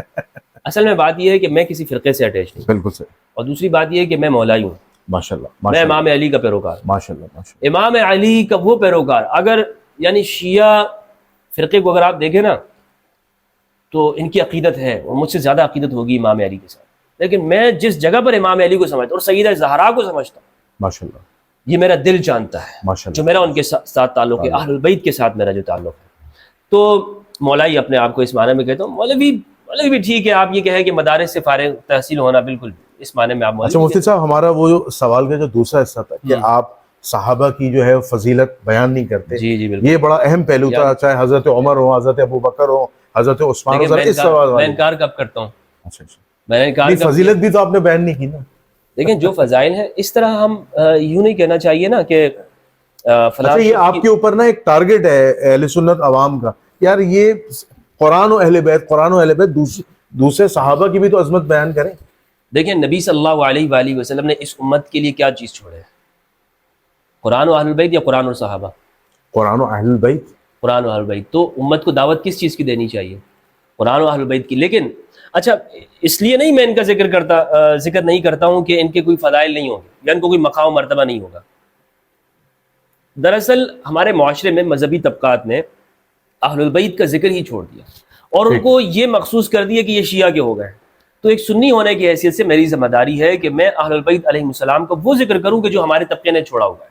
ٹھیک، ہمارے طبقے نے، آپ یوٹیوب پہ جائیے، میں یعنی اقسم برب العز والجلال، یعنی جتنے بھی اہل سنت ہیں ان سب کو اگر آپ دیکھیں تو وہ یہ کہتے ہیں، اس طرح ذکر کرتے ہیں اسلام کو کہ اگر آج ہم قرآن کی پیروی کریں گے اور صحابہ کرام کی پیروی کریں گے تو ہمارے سارے مسائل حل ہو جائیں گے، ہم صحابہ کے پیچھے ہمیں چلنا چاہیے۔ یہی وہ رستہ ہے کہ جس کو نبی صلی اللہ علیہ وآلہ وسلم نے چھوڑا، قرآن اور صحابہ، اس لیے ان کی سنت، ان کا عمل ہمارے لیے مشعل راہ ہے۔ اہل البیت کا نام تک نہیں لیتے یہ، اہل البیت کہاں پر ہے؟ جبکہ ایک بھی حدیث، جنید بھائی میں کئی عرصہ ہو گیا کہ ان کو کہہ چکا ہوں، ٹھیک، مولویوں ایک بھی حدیث مجھے بتا دو جس میں پیغمبر نے فرمایا ہو میں تم میں دو چیزیں چھوڑ کے جا رہا ہوں، قرآن اور میرے صحابہ، تم ہدایت پہ رہو گے، کبھی گمراہ نہیں ہوگے۔ کوئی موضوع روایت بتا دو، ایک روایت بھی ایسی نہیں ہے۔ جب ایک بھی روایت اس طرح سے نہیں ہے، روایت کیا ہے؟ اہل سنت کی تمام کتابوں میں، صحیح مسلم سے لے کر مسند احمد تک، ترمذی، ابن ماجہ، نبی صلی اللہ علیہ وآلہ وسلم نے حجۃ الوداع میں فرمایا، حجۃ الوداع کتنے لاکھ کا مجمع تھا وہ؟ 1,24,000 صحابہ کرام تھے۔ جی جی، ان کے سامنے فرمایا، جابر بن عبداللہ فرماتے ہیں 3,786 روایت ہے یا 3,086 سنن ترمذی کی، لوگوں قریب ہے کہ ایک بلاوا آ جائے اور میں اس دنیا کو چھوڑ دوں، میں تم میں دو چیزیں چھوڑ کے جا رہا ہوں، تم کبھی بھی گمراہ نہیں ہوگے، بے شک، تم ہدایت کے اوپر رہو گے، صحیح ڈائریکشن پہ رہو گے، بالکل صحیح، قرآن اور میری اطرت، میرے اہل البیت۔ بالکل صحیح۔ یہ خطاب نبی صلی اللہ علیہ وآلہ وسلم نے کس سے کیا؟ صحابہ سے۔ صحابہ سے کیا؟ جب اہل البیت صحابہ کے امام ہیں، جب صحابہ کو حکم ہے کہ اہل البیت کی پیروی کریں، تو مولوی صاحب لوگوں کو سچ اور حقیقت کیوں نہیں بتاتا؟ لوگوں کو یہ کیوں کہتا ہے کہ صحابہ صحابہ صحابہ، اہل البیت کیوں؟ کدھر ہے وہ؟ نہیں تو وہ صحابہ کی تو اتباع کا حکم دیا ہے نا، نہیں کسی جگہ علیکم بسنتی و سنت الخلفاء الراشدین والمہدیین، اس میں تو ابو بکر، عمر، عثمان لیکن اول تو اس حدیث کے حوالے سے جی جی میرا موقف یہ کہ حدیث ضعیف ہے۔ اچھا آپ اس حدیث کو صحیح نہیں مانتے؟ یہ حدیث صحیح نہیں ہے، اچھا صحیح نہیں، یہ حدیث ضعیف ہے، محدثین نے اس کے اوپر کلام کیا ہے، خود سلفی حضرات نے اس کے اوپر کلام کیا ہوا ہے۔ ٹھیک، اور یہ جو حدیث ہے میں تم میں دو چیزیں چھوڑ کے جا رہا ہوں، البانی نے بھی اور جتنے بھی ہمارے سلفی حضرات ہیں انہوں نے اس کو ضعیف کہا ہے۔ جتنے بھی آپ ویب سائٹ پر جا کے دیکھ لیں، اہل حدیث کی ویب سائٹ وہ کہتے ہیں کہ دو چیزیں چھوڑ کے جا رہا ہوں، قرآن اور سنت، یہ حدیث ضعیف ہے۔ اگر اس کو ہم صحیح بھی مان لیتے ہیں ٹھیک ہے، تو یہ اس پائے کی نہیں ہے جس پائے کی اہل البیت کی روایت حدیث ثقلین، اس پائے کی تو نہیں ہے نا، وہ تو متواتر ہے. یعنی متواتر کا حکم یہ کہ قرآن کی آیت کا حکم، تو حدیث الثقلین کے درجے میں یہ والی روایت نہیں ہے. دوسری بات یہ ہے کہ اس میں جو خلفائے راشدین المہدیین ہیں وہ کون سے خلفائے راشدین ہیں؟ حضرت ابو بکر، حضرت عمر، حضرت عثمان، یہ کس نے کہا؟ حضرت علی، حضرت حسن. کس نے کہا؟ یہ تو اہل سنت والجماعت کی جمہور کا، یا اس کو آپ اجماع کہہ لیں، اچھا یہ اہل سنت کا ہے نا صرف. اہل سنت والجماعت. اب سوال پھر وہی آ جائے گا کون سی سنیت، اور پھر اس میں سوال یہ آئے گا اس پہ قرآن و حدیث سے دلیل ہے تو کہ یہی وہ ہے. حدیث میں تو موجود ہے جس کو آپ ضعیف کہہ رہے ہیں. دیکھیں یہاں پہ اس میں ایک اور بحث ہے. اچھا ٹھیک ہے، وہ یہ ہے کہ کیا یہ جو خلفاء جن کی پیشن گوئی آپ بتا رہے ہیں خلفائے راشدین المہدیین، کیا نبی صلی اللہ علیہ وآلہ وسلم نے ان کو متعین کیا، ان کو بتایا ہے کہ نام لے لے کر کہ میرے بعد یہ خلیفہ ہے؟ نہیں، حدیث کے جو الفاظ آتے ہیں جس میں راوی جو حدیث کو بیان کرتا ہے کہ ابو بکر کے 2 سال، عمر کے 10 سال، عثمان کے 12 سال، مولا علی علیہ السلام کے 4.5 یا 5 سال سے قریب، اور 6 مہینے حضرت حسن کے، یہ حدیث میں پورا راوی کوٹ کرتا ہے. تو کیا آپ سمجھتے ہیں کہ یہ جو بیانیہ ہے جو بخاری کے اندر آیا ہے، کیا یہ ضعیف ہے یا غلط ہے؟ اس کے بارے میں، اس پہ آپ کیا کہیں گے؟ آپ کا کیا تجزیہ ہے؟ دیکھیں، اول تو میں آپ کو بتاؤں کہ اہل سنت خود اس حدیث کے ساتھ کیا کرتے ہیں. اچھا ٹھیک ہے، ہم ان کی تعبیرات کو سمجھیں نا. جی روایت آپ ان کے سامنے کوئی بھی روایت رکھ دیں، جی جی، یہ آپ کو فوراً سے آ کے کہتے ہیں جی ہمارے علماء نے یہ کہا، تو میں اسی لیے ان کے علماء کی حدیث تو ایک جگہ پر رکھیں. آپ حدیث آپ ان کے سامنے اگر قرآن کی آیت بھی لے جائیں گے نا جنید بھائی، یہ آپ کو کہیں کہ ہمارے علماء نے یہ کہا ہے، تو اسی لیے ان کے ساتھ آپ قرآن سے بات نہیں کر سکتے. ان کے ساتھ آپ بات کریں ان کے علماء کی. ان کے علماء یہ کہتے ہیں کہ اس حدیث کے اندر معاویہ بن ابی سفیان بھی ہے، خلفائے راشدین جو میرے بعد جو 12 خلفاء وہ کون سے آئیں گے؟ خلفائے راشدین نہیں، معذرت، یعنی وہ جو میرے بعد خلفاء آئیں گے، جیسے 12 خلفاء ہیں جو روایت ہے، اس میں یہ معاویہ بن ابی سفیان کا نام بھی رکھتے ہیں، یزید کا نام بھی رکھتے ہیں. اچھا، کہ یزید بھی پھر وہ 12 خلفاء میں سے ہے. یعنی یہ 2 روایات کو آپ ایک ساتھ دیکھیے نا، اگر جی جی، 12 خلفاء والی روایت اور خلفائے راشدین اور مہدیین والی، تو یہ اس کا مطلب یہ کہ تضاد ہے دونوں میں. ٹھیک، جب دونوں میں تضاد آ گیا تو اب ہم نے سمجھنا کیا ہے؟ ہم نے یہ سمجھنا ہے کہ وہ چیز جس میں کوئی تضاد نہیں ہے، جس میں کوئی ذرہ بر بھی غبار ہی نہیں ہے، وہ ہے قرآن اور اہل بیت. ٹھیک، وہ قرآن اور اہل بیت. یہ جتنی بھی روایات آپ بتائیں یہ ساری احاد کے درجے میں، 12 خلیفہ، 12 خلیفہ یا خلفائے راشدین المہدیین، ضعیف کہیں یا صحیح کہیں، بہرحال یہ اہل البیت، قرآن اور اہل البیت کے جو روایات ہے اس کے برابر کی نہیں. اچھا، یہاں پر ہم ایک چیز اور دیکھتے ہیں، جیسا کہ آپ نے ایک روایت بتائی کہ اہل سنت والجماعت کے ہیں جو 12 خلفاء والی جو حدیثیں ہیں، اس میں یزید کا نام بھی ہے، اور کیا کہتے ہیں، مروان کا نام بھی آتا ہے، حشام بن عبد الملک، ان لوگوں کے نام آتے ہیں، پھر عمر بن عبدالعزیز تک جاتا ہے معاملہ. اچھا، اب یہاں پر اہل سنت میں ایک ایسا طبقہ ہے جو حسینی طبقہ کہتے ہیں، جس میں میں خاص طور پر نام لینا چاہوں گا شیخ الاسلام ڈاکٹر محمد طاہر القادری صاحب کا. وہ تو اس نظریے کی مذمت کرتے ہیں. وہ تو کہتے ہیں کہ 12 خلفاء والی حدیث کے اندر، اور وہ دلیل پیش کرتے ہیں، اگر آپ حافظ ابن کثیر کی بات کریں، کہ معاویہ بن ابو سفیان جو ہیں وہ تو بادشاہ تھے، وہ خلیفہ راشد میں شمار نہیں کرتے، بلکہ اہل سنت کا بیشتر طبقہ یہ کہتا ہے وہ خلیفہ راشد نہیں ہے، وہ بادشاہ تھے. تو آپ مجھے یہ بتائیں کہ اہل سنت میں بھی تو حسینی موجود ہے نا؟ بالکل بالکل. اہل سنت میں جیسے شیخ الاسلام ڈاکٹر طاہر القادری صاحب ہیں، اور ایک اور محقق ہیں جو مصر میں ہوتے ہیں، وجاہت الحنفی صاحب، وہ بھی کہتے ہیں کہ 12 خلفاء میں جو اجماع ہے وہ ہے حضرت ابو بکر، حضرت عمر، حضرت عثمان، حضرت علی، حضرت حسن، اور اس کے بعد عمر بن عبدالعزیز. آپ یوں اجماع نہ کہیں، اجماع آپ یوں کہیں جمہور. چلے جمہور کہہ لیں، شیعہ نہیں مانتے. چلے میں اپنا ورڈ دوبارہ سے اس کو جمہور ریفریش کر دیتا ہوں. سنیت کا، اہل سنت کا اتفاق ہے. اور آخر میں امام مہدی آئیں گے. ہاں، امام مہدی علیہ السلام، امام مہدی علیہ السلام آئیں گے. تو اب بات یہ ہے کہ اہل سنت کا وہ طبقہ، وہ میں سمجھتا ہوں کہ غالباً جو میری اپنی ایک ناقص سی تحقیق ہے، وہ سلف ہیں جو یزید کو بھی خلیفہ بنانے کی کوشش کرتے ہیں.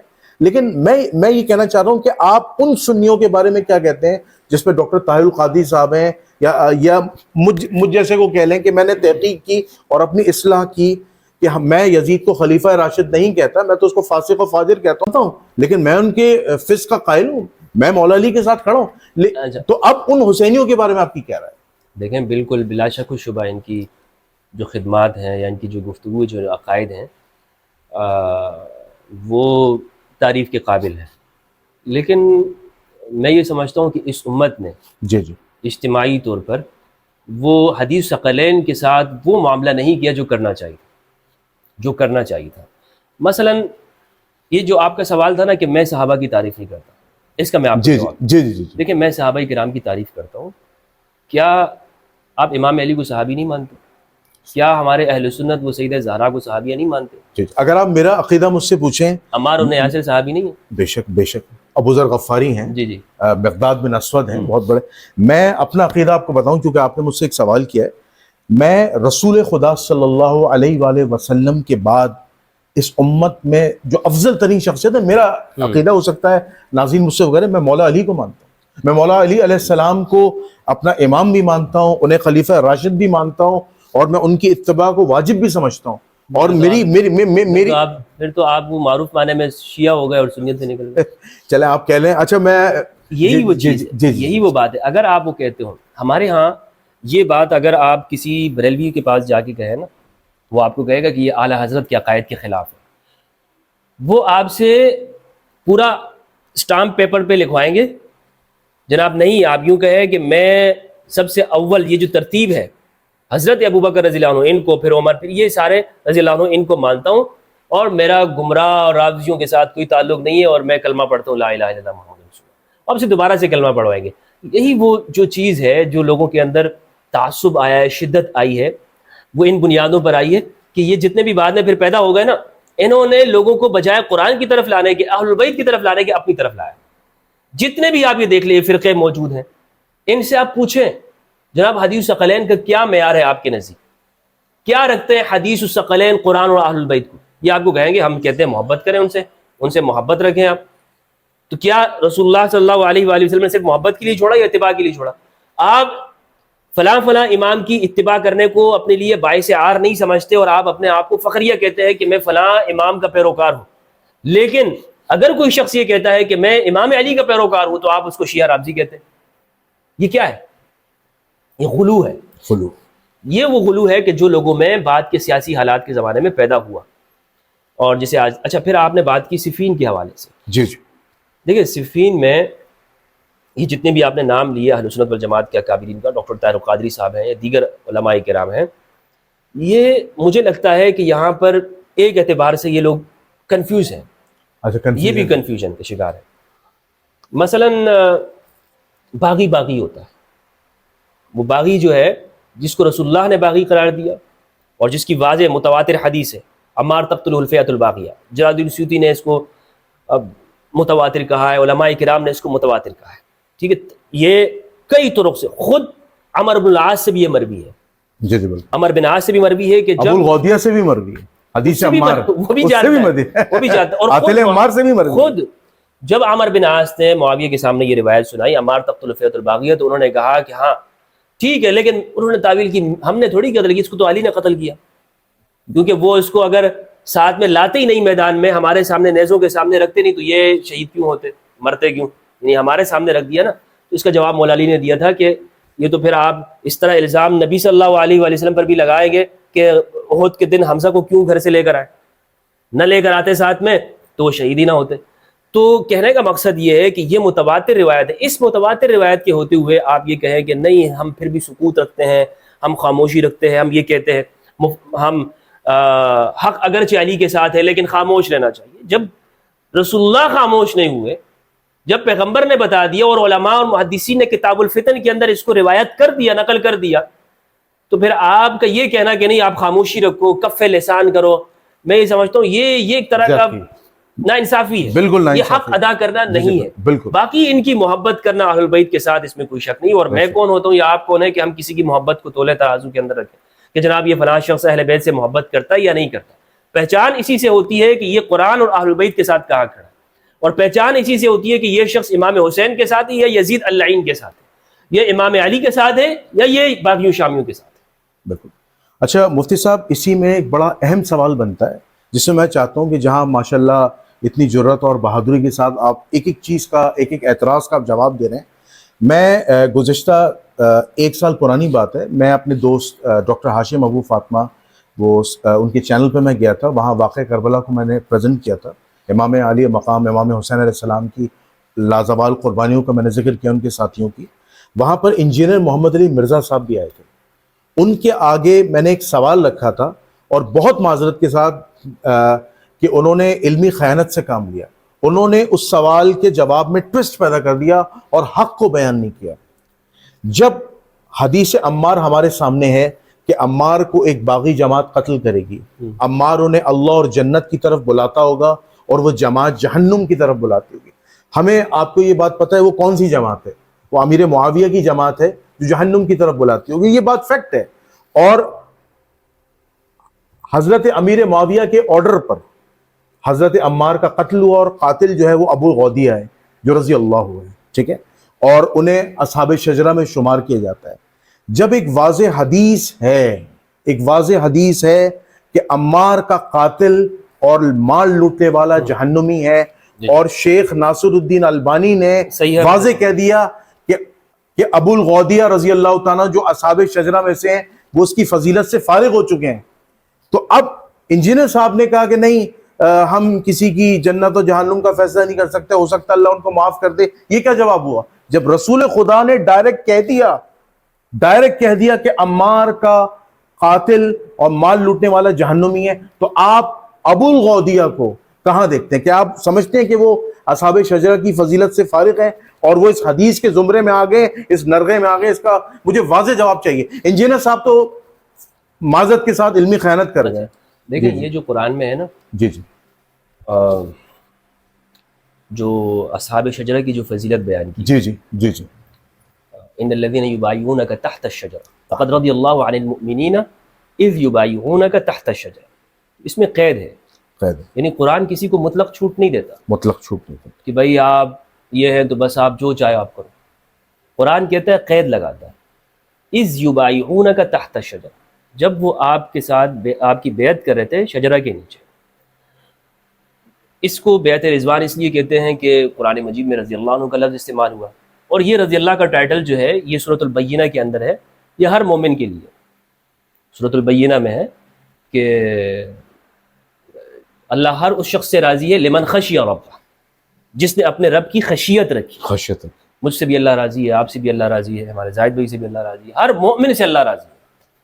قرآن مجید کی ایک اور آیت ہے، اس سے آپ کو سارا معاملہ سمجھ میں آ جائے گا، کسی کو ہم جنتی یا جہنمی کہنے کے حوالے سے یا اعمال کے اعتبار سے۔ قرآن میں ہے، قرآن مجید میں اللہ سبحانہ و تعالیٰ نے فرمایا، کنتم خیر امت اخرجت للناس تأمرون بالمعروف وتنہون عن المنکر، بے شک تم سب سے بہترین امت جو لوگوں کی بھلائی کے لیے نکالی گئی ہے، تم امر بالمعروف کرتے اور نہی عن المنکر کرتے۔ سب سے بہترین امت کو قرآن نے کہا، سب سے بہترین امت۔ اس امت کے اندر چور بھی ہیں، کرپٹ بھی ہیں، ڈاکو بھی ہیں، مجھ جیسے گنہگار بھی ہیں، خطاکار بھی ہیں، اور آپ جیسے صلحاء بھی ہیں۔ تو ایک گنہگار صالح کے برابر ہے نہیں ہے، نہیں، بالکل۔ ایک وہ شخص جس نے قتل کیے ہوں اور ایک وہ شخص جو بے گناہ ہو، کیا دونوں برابر ہیں؟ کبھی برابر نہیں ہو سکتے۔ لیکن قرآن کہتا ہے کہ تم ساری امت کیا ہو؟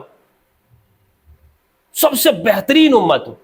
اس بنیاد کے اوپر آج ایک ڈاکو کھڑا ہو جائے، وہ مشہور ڈاکو جس نے کئی قتل کیے، وہ کہے کہ بھائی قرآن میں تو ہے میں سب سے بہترین انسان ہوں، میں سب سے بہترین بندہ ہوں، اس لیے میں ہر ایک کو ماروں گا۔ یہ قرآن کا اس کا مطلب وہ مطلب نہیں سمجھ پایا۔ قرآن کہہ رہا ہے نا کہ تم سب سے بہترین امت۔ تو اسی لیے جہاں پر ہم یہ دیکھیں گے بنیاد کیا چیز ہے، عمل صالح۔ اور نبی صلی اللہ علیہ وآلہ وسلم نے بتا دیا کہ جس شخص کا جو عمل ہے، بلکہ صحابہ سے بھی قرآن مجید نے بتایا، قرآن مجید کے اندر ہے یہود کیوں مغضوب علیہ ہوئے، کیوں ان پر غضب کیا گیا؟ وہ اس لیے کہ یہود نے کہا نحن ابناء اللہ، ہم اللہ کے بیٹے ہیں اور ہم اللہ کے پسندیدہ ہیں، محبوب ہیں، اس لیے اللہ ہمارے ساتھ، یہ ہم تو جنت کا معاملہ ہے یہ تو صرف ہماری ٹھیکے میں ہے۔ نصارہ ان کا کیا کام ہے، اس میں ہمارے ٹھیکے میں ہے یہ۔ تو انہوں نے یہ چیز رکھی۔ قرآن مجید نے کہا لیس بامانیکم ولا بامانی اہل الکتاب من یعمل سوءا یجزى بہ، اہل کتاب کی خواہشوں سے کچھ نہیں ہونے والا۔ وہ بھلے کہتے رہے کہ ہم اللہ کے چہیتے ہیں، اور نہ اے صحابہ تمہاری خواہشوں سے کچھ ہونے والا ہے، ولا بامانیکم، صحابہ مخاطب ہیں، من یعمل سوءا یجزا بہ، برا عمل کیا بدلہ ملے گا۔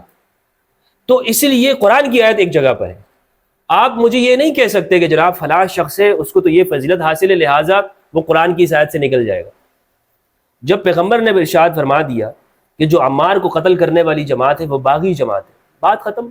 قرآن نے رسول اللہ صلی اللہ علیہ وسلم نے فئہ باغیہ کہا ہے، عمار یدعوہم الی الجنۃ ویدعونہ الی النار۔ اب متعین کر کے آپ کسی شخص کو نہیں کہہ سکتے، متعین کر کے، یہ بات اسی طرح ہے، مثلا یہ اہل سنت میں ایک اختلافی بات ہے کہ آپ یہ متعین کر کے کہنا کسی کو یہ شخص جنتی یہ شخص جہنمی ہے، ٹھیک ہے، یہ آپ نہیں کہہ سکتے، یہ اہل سنت کا ایک مسلک ہے اور یہ عقل کو لگتا بھی ہے۔ ٹھیک ہے، ہاں آپ اجمالی طور پر یہ کہہ سکتے ہیں کہ یہ گروہ جنتی ہے یہ گروہ جہنمی ہے، یہ اجمالی طور پر آپ کہہ سکتے ہیں۔ متعین کرنا کہ جناب یہ شخص جنتی یہ شخص جہنمی، یہ نہیں کہہ سکتے۔ اچھا اس میں ایک بڑا اہم سوال بنتا ہے مفتی صاحب، میں چاہتا ہوں اہل سنت والجماعت جو ہے ان میں ایک گروہ کہہ لیں یا ایک جماعت کہہ لیں، یقیناً سب نہیں کہتے ہوں گے لیکن بیشتر یہ نعرہ لگاتے ہیں ہر صحابی نبی جنتی جنتی، یہ نعرہ لگتا ہے۔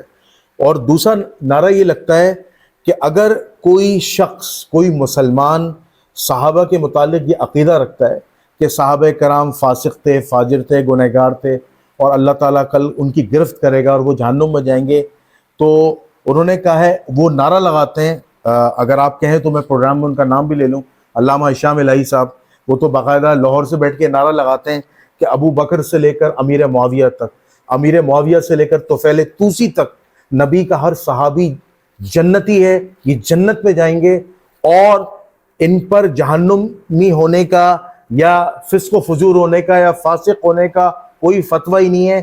یہ پورے کے تمام صحابہ جو ہیں رضوان اللہ تعالی علیہم اجمعین ہے۔ کیا یہ نعرہ درست ہے؟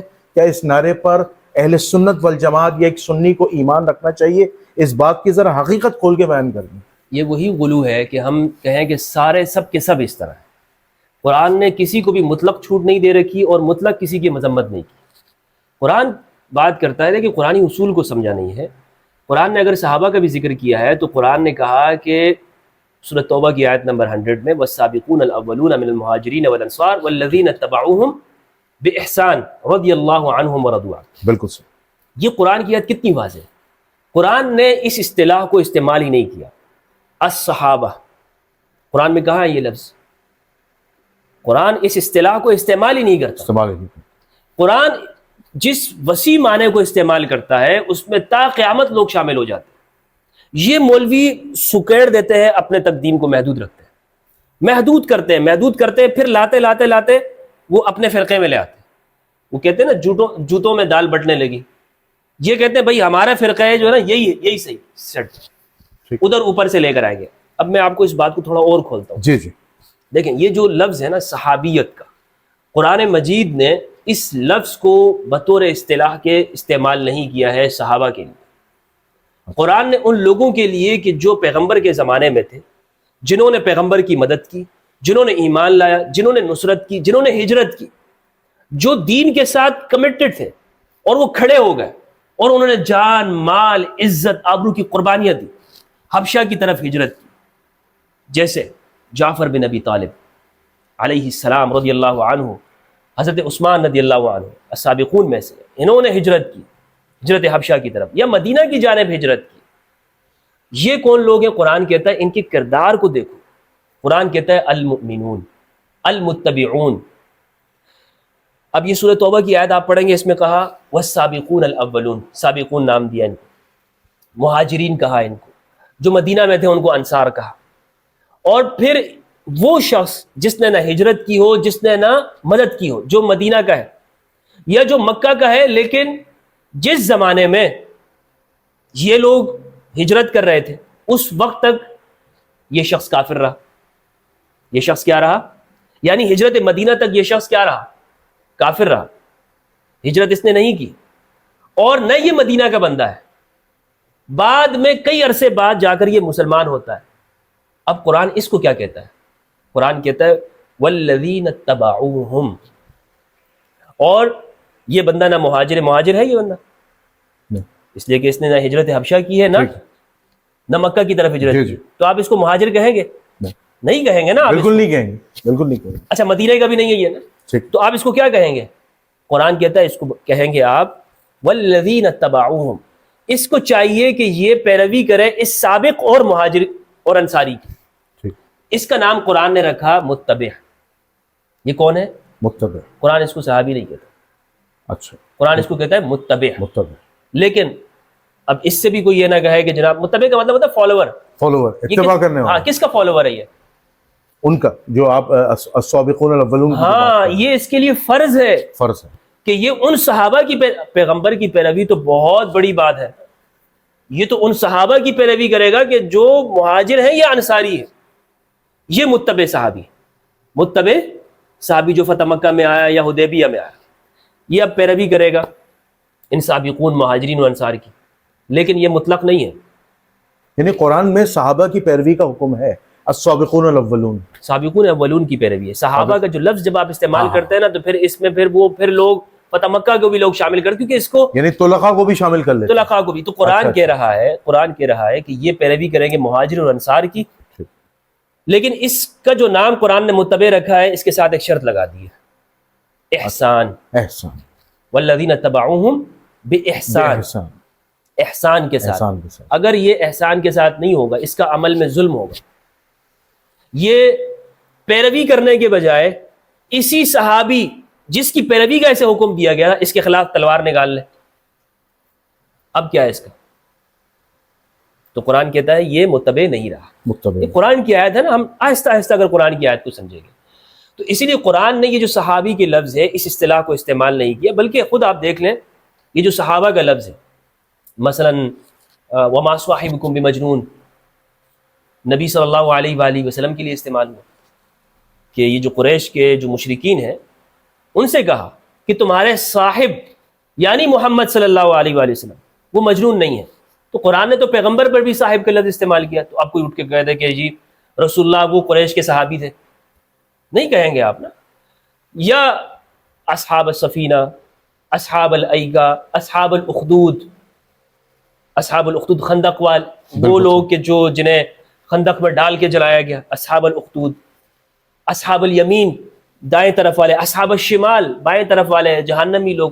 تو قرآن اصحاب یا صحابہ اس لفظ کو لغوی معنوں میں استعمال کرتا ہے، یعنی ہر وہ شخص، جیسے حضرت یوسف علیہ السلام نے اپنے جیل کے ساتھیوں سے کہا یا صاحبی السجن ارباب متفرقون خیر، اے میرے جیل کے ساتھیوں کیا وہ رب بہتر ہے کہ جو تم نے الگ الگ بنا رکھے ہیں، یا ایک واحد قہار رب بہتر ہے؟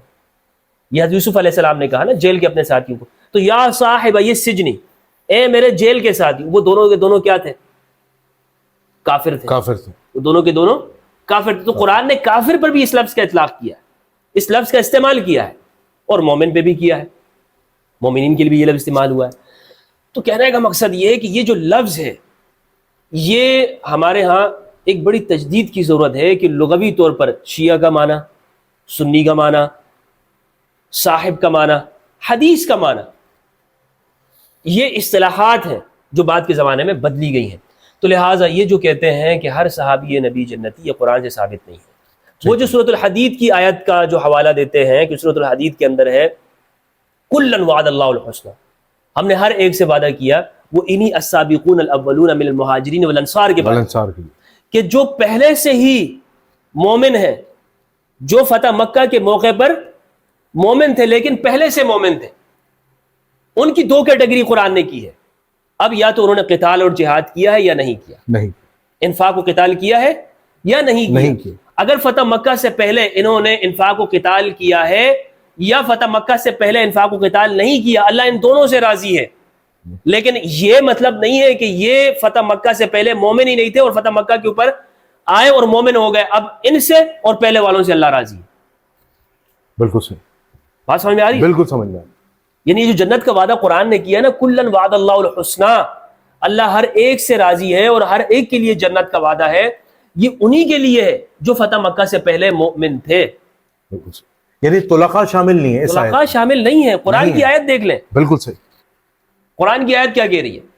قرآن کی آیت یہ کہہ رہی ہے کہ جنہوں نے انفاق و قتال کیا پہلے اور جنہوں نے انفاق و قتال نہیں کیا بعد میں، فتح مکہ کیا، ٹھیک ہے. اور قرآن نے فتح مکہ کا لفظ استعمال نہیں کیا، قرآن نے صرف کہا الفتح. اس میں میری ایک تفصیلی ویڈیو ہے، تفصیلی ویڈیو، ٹھیک ہے. الفتح کا لفظ استعمال کیا. اور فتح صحابہ کہتے ہیں براء بن عازب سے. براء بن عازب ایسے صحابی ہے، مولا علی کے ساتھ صفین میں شہید ہوئے ہیں، جلیل القدر صحابی ہے، جلیل القدر براء بن عازب رضی اللہ عنہ. اور کون کہتا ہے میں نے صحابہ کی تعریف نہیں کی؟ براء بن عازب. یہ کبھی آپ کو خباب بن الارت کا تذکرہ بتاتے ہیں؟ خباب کون ہے؟ خباب بن الارت کون ہے رضی خباب اللہ صاحب؟ تعالیٰ بہت بڑی شخصیت ہیں. ان کے بارے میں جو میں نے پڑھا ہے کہ خباب یہ وہ صحابی السابقون الاولون میں انہیں لٹا دیا، ان کی کمر کا گوشت جو ہے وہ گل گیا تھا اور اندر کا جسم نظر، ریڑھ کی ہڈی نظر آتی تھی. بالکل آپ عمر رضی اللہ عنہ ان کو دیکھا کرتے تھے، کہا کہ اسلام سوراخ نظر آتا تھا. ایک مرتبہ گفتگو ہوئی خلافت کے زمانے میں، انہوں نے دیکھ کر خباب کی آنکھوں سے آنسو جاری ہو گئے. آج اللہ نے ہمیں کتنی دولت عطا کر دی، ایران فتح ہو گیا، روم فتح ہو گیا. خباب رو پڑے اور اپنی کمر سے انہوں نے پیٹ سے کپڑا اٹھایا تو عمر نے دیکھا، عمر کی آنکھوں سے بھی آنسو، اسلام کے لیے قربانی دینے والے. خباب بن الارت السابقون الاولون من المہاجرین میں ہے. کہاں شہید ہوئے ہیں یہ؟ صفین میں معاویہ بن ابی سفیان کی فوج نے شہید کیا. ہم تو صرف عمار بن یاسر کا نام سنتے ہیں نا. خباب بن الارت یہ وہاں شہید ہوئے. براء بن عازب، براء بن عازب سے روایت ہے، بخاری کی روایت ہے. براء بن عازب فرماتے ہیں کنتم تعدون الفتح فتح مکہ، تم فتح مکہ کو فتح سمجھتے ہو اور ہم اصحاب محمد وہ صلح حدیبیہ کو فتح سمجھتے ہیں. دونوں فتح ہے. براء بن عازب کہتے ہیں فتح مکہ بھی فتح ہے، اور لیکن تم اس کو فتح سمجھتے ہو، لیکن حقیقی فتح ہم کس کو سمجھتے ہیں؟ صلح حدیبیہ کو سمجھتے ہیں، جو کہ 7 ہجری کے اندر ہوئی ہے، جو کہ 7 ہجری کے اندر ہوئی ہے. اس کو ہم فتح سمجھتے ہیں. کیوں؟ اس لیے کہ قرآن کی ایک تو صورت اس میں موقع پر نازل انا فتحنا لک فتحا مبینا، دوسری اس زمانے میں قریش نے گویا کہ ایک طور پر نبی صلی اللہ علیہ وآلہ وسلم کو تسلیم کر لیا بطور ایک رہنما کے. آپ مذاکرات اسی سے کرتے ہیں جس کی آپ طاقت کو سمجھ لیتے ہیں، ورنہ ابھی تک تو وہ مذاکرات بھی نہیں کرتے تھے نا. ابھی تک تو وہ لوگ کہتے تھے نہیں مار دو، آ جاؤ چڑھ دوڑو. لیکن اب چونکہ انہوں نے کہا کہ ٹھیک ہے آپ معاہدہ کر لیں، اور پھر اس کے نتیجے میں اسلام پھیلا اور لوگوں تک، تو صحابہ کرام اس کو سمجھتے تھے. اور ایک اور وجہ بھی ہے کہ یہاں تک مومن اور مخلص کا سمجھ میں آ گیا. جس نے آنا تھا آ گیا بھائی. جس نے دیکھیں کوئی بھی جماعت آپ قائم کریں، آپ آج ہی اپنی آرگنائزیشن قائم کریں، جو پہلے دن سے آپ کے ساتھ کھڑا ہوگا اور جتنی بھی مصیبتیں مشکلیں آپ کے ساتھ اٹھائے گا وہ آپ کے لیے زیادہ عزیز ہوگا نا. بے شک آپ اس پہ زیادہ اعتبار اور ٹرسٹ کریں گے، نہ کہ اسے کہ جب آپ کی حکومت آ گئی، آپ اقتدار میں آ گئے اور آپ نے کہا کہ یہ بندہ بھی یہ لے لو یہ بھی لے لو، آپ اس پہ ٹرسٹ کریں گے؟ نہیں کریں گے. اور جو ان پہ ٹرسٹ کر لیتا ہے وہ ہمیشہ کھڈے لائن جاتا ہے. بالکل بیوقوف آدمی ہے، وہ چلا جاتا ہے باڑ میں. بالکل ایسا ہے یا نہیں ہے؟ بالکل. تو ٹرسٹ کن پہ کرنا ہے؟ جو آپ کے ساتھ شروع سے کھڑے ہیں، شروع سے کرنا، اور ہر مصیبت ہر برائی میں آپ کے ساتھ. یہی آپ سمجھ لیں. فتح مکہ کے موقع پر جو لوگ آئے ان کی حیثیت اسی طرح رسول اللہ نے رکھی اور بتا دیا دنیا کو کہ یہ کون ہے یہ کون ہے. مسند احمد کی روایت ہے کہ انصار مہاجرین یہ ایک دوسرے کے خلفاء ہیں اور طلقاء ایک دوسرے کے خلفاء ہیں، ایک دوسرے کے ساتھ معاہدہ ایک دوسرے کے ساتھ رہیں گے. اسی طرح نبی صلی اللہ علیہ وآلہ وسلم نے ان لوگوں کو 100 اونٹ دے دیا حنین سے، ان کی پہچان کروا دی کہ ان پہ میں احسان کرنے والا ہوں. ورنہ اصل کام تو یہ تھا کہ فتح مکہ کے موقع پر گردن مارنی چاہیے تھی ان کی. لیکن پیغمبر چونکہ رحمت للعالمین ہے، نبی صلی اللہ علیہ وآلہ وسلم پوری انسانیت کے لیے، تو آپ نے ایک معیار سیٹ کر دیا کہ میں وہ پیغمبر ہوں کہ دوسرے لوگ بادشاہ ہیں، میں پیغمبر ہوں، میں انسانیت کے لیے رہنما ہوں. دیکھ لو میں آج اپنے دشمنوں کو بھی میں معاف کرتا ہوں، عام معافی کا اعلان کرتا ہوں. اور احسان اس درجے کیا کہ جو ابو سفیان کے گھر میں چلا جائے اس کو بھی امان ہے، اس کو بھی پناہ ہے. یہ رسول اللہ نے اعلان کیا اور حیثیت واضح کر دی کہ ابو سفیان کے گھر میں جو جائے گا وہ کون سا شخص ہو. ان کی پوری حیثیت واضح کر دی، ان کا معیار واضح کر دیا کہ ان کا سوسائٹی کے اندر کیا معیار ہوگا. جان لو تم. یعنی ابھی تک جو قائد تھا، لیڈر تھا، کون تھا کفار کا؟ ابو سفیان. تو جو اس کے پاس جائے گا جی اس کی حیثیت واضح ہو گئی نا. حیثیت واضح ہو گئی. ٹھیک ہے کہ یہ ایمان تو اسلام تو لے آئے ہیں جی، ٹھیک ہے، آج کلمہ پڑھ لیا انہوں نے، لیکن جو ان کے شرکاء ہیں، جو ان کے پاس جاتا ہے وہ چلا جائے. بالکل. اس کو امان ہے, اس کو کچھ نہیں کہا جائے گا. اچھا مفتی صاحب, یہاں پہ ایک بڑا اہم سوال ہے, بڑا اہم نقطہ میرے ذہن میں آیا سوال. وہ یہ آیا ہے کہ اگر کوئی موجودہ خلیفہ کی یا سابق خلیفہ کی یا خلیفہ کی بیعت کر لے یا حکمران کی بیعت کر لے, وہ برحق ثابت ہو جاتا ہے. مصنف ابی شیبہ کی میں ایک روایت پڑھا تھا اور ایک پروگرام میں نے دیکھا بھی کہ حضرت حسن اور حضرت حسین رضی اللہ تعالیٰ عنہ نے امیر معاویہ کی جناب بیعت کی ہے. کیا آپ یہ اہل سنت یہ سمجھتے ہیں چونکہ ان دونوں حضرات نے سید الشباب الاہل الجنہ نے امیر معاویہ کی بیعت کی تھی جو مصنف ابی شیبہ میں موجود ہے, تو یہ جناب امیر معاویہ کے حق میں بات جاتی ہے اور وہ برحق ہیں, اور اگر ان کا حضرت علی سے کوئی معاملہ رہا ہے تو وہ اجتہادی خطا پر ہے. تو ذرا اس معاملے کی کلیریفیکیشن بتائیں, ہے کیا مسئلہ کہ صلح بھی کر لی امام حسن نے, امام حسین نے بیعت بھی کر لی, ٹھیک ہے, اور ان کی خلافت کو تسلیم بھی کر لیا, تو یہ ایک انڈورسمنٹ ہے اہل البیت کی طرف سے, جنت کے شہزادوں کی طرف سے کہ امیر معاویہ جو ہے حق پر ہیں. اس کی حقیقت بیان کر لیں, یہ جو بیعت کرنا ہے امیر معاویہ سے, کیا اس سے ان کی حکومت, ان کی خلافت, ان کی شخصیت جو ہے وہ شرعی طور پر ثابت ہو جاتی ہے یا یہ ماجرا کچھ اور ہے؟ دیکھیں, یہ تاریخ کو بہت مسخ کیا گیا. جی جی, میں اہل سنت سے کہنا چاہتا ہوں, جی جی جی جی, ہمارے اہل سنت میں ہر ایک کو معلوم ہے صحیح بخاری کا جو مقام اور مرتبہ ہے وہ زیادہ ہی ہے مصنف ابن ابی شیبہ کا. صحیح بخاری کا, میں صحیح بخاری سے آپ کو روایت دیتا ہوں. جی جی, اور یہ جو آپ نے بتایا نا کہ سیدنا حسن علیہ السلام نے اور سیدنا امام حسین علیہ السلام نے, امام حسن امام حسین, یہ سلف علماء اہل حدیث علماء جو حدیث اسط الغابہ کے اندر بھی یہ موجود ہے امام حسن کے حالات زندگی میں کہ پھر انہوں نے بیعت کر لی. یہ خود الفاظ میں نے پڑھے ہیں, معاویہ کی بیعت کر لی. اب میں آپ کو ایک چیز بتانا چاہتا ہوں, صحیح بخاری کی روایت ہے جس کو ہمارے ہر جگہ پیش کیا جاتا ہے. صحیح بخاری کی روایت ہے کہ نبی صلی اللہ علیہ وآلہ وسلم نے فرمایا ان ابنی ھذا سید, میرا یہ بیٹا سردار ہے, میرا یہ بیٹا سردار ہے, سید ہے. سید ہے, سردار ہے. سید کسے کہا گیا؟ جو نبی کا خاندان ہے, امام حسن سے کہا, امام رسول اللہ صلی اللہ علیہ وآلہ وسلم. سید کسے کہتے ہیں؟ قیادت والا, قیادت, امام کو کہتے ہیں. امام کو, یعنی وہاں پہ حدیث میں جو استعمال ہے, یہاں پہ سید سے مراد وہ لفظ نہیں ہے کہ جو ہمارے ہاں ہمارے جو سادات سے, سید سے مراد یہ ہے سیادت, پیشوا, امامت کیا ہے؟ امامت. ایک لفظ مجھے ایسا بتا دیں. اور اسی طرح دیگر روایت ہے, آپ یہ دیکھ لیں, الحسن والحسین سیدا شباب اہل الجنہ. اہل سنت کے اتفاق ہے اس کی پر, کوئی اختلاف نہیں. حسن و حسین سید ہے. سیدہ زہرا کے بارے میں, البتول کے بارے میں علیہ السلام, علیہ السلام, سیدۃ نساء اہل الجنہ. اور ام المؤمنین خدیجۃ الکبریٰ علیہ السلام کے بارے میں سیدۃ نساء المؤمنین. یہ پورا جو شجرہ ہے یہ سید ہے, بے شک, بے شک, یہ قائدین ہے, یہ امام ہے, یہ پیشوا ہے. بے شک. ایک روایت مجھے بتا دیں کہ جس میں رسول اللہ نے فرمایا ہو کہ امام حسن کے مخالف والا وہ بھی قائد ہے, امام, جس کی بیعت کی جائے. نہیں, باغی کہا ہے, بالکل. تو پھر بیعت آپ, یعنی یہ آپ کو تو روایت معلوم ہے بخاری کی کہ امام حسن جو ہے نا وہ سید ہیں, امام حسین جو ہے وہ سید و سردار ہیں, اور امام حسن کو اپنے بارے میں نہیں معلوم کہ میں سید ہوں, سردار ہوں, اور پھر میں باغی کی بیعت کر لوں. یار یہ کامن سینس بھی کچھ چیز ہوتی ہے.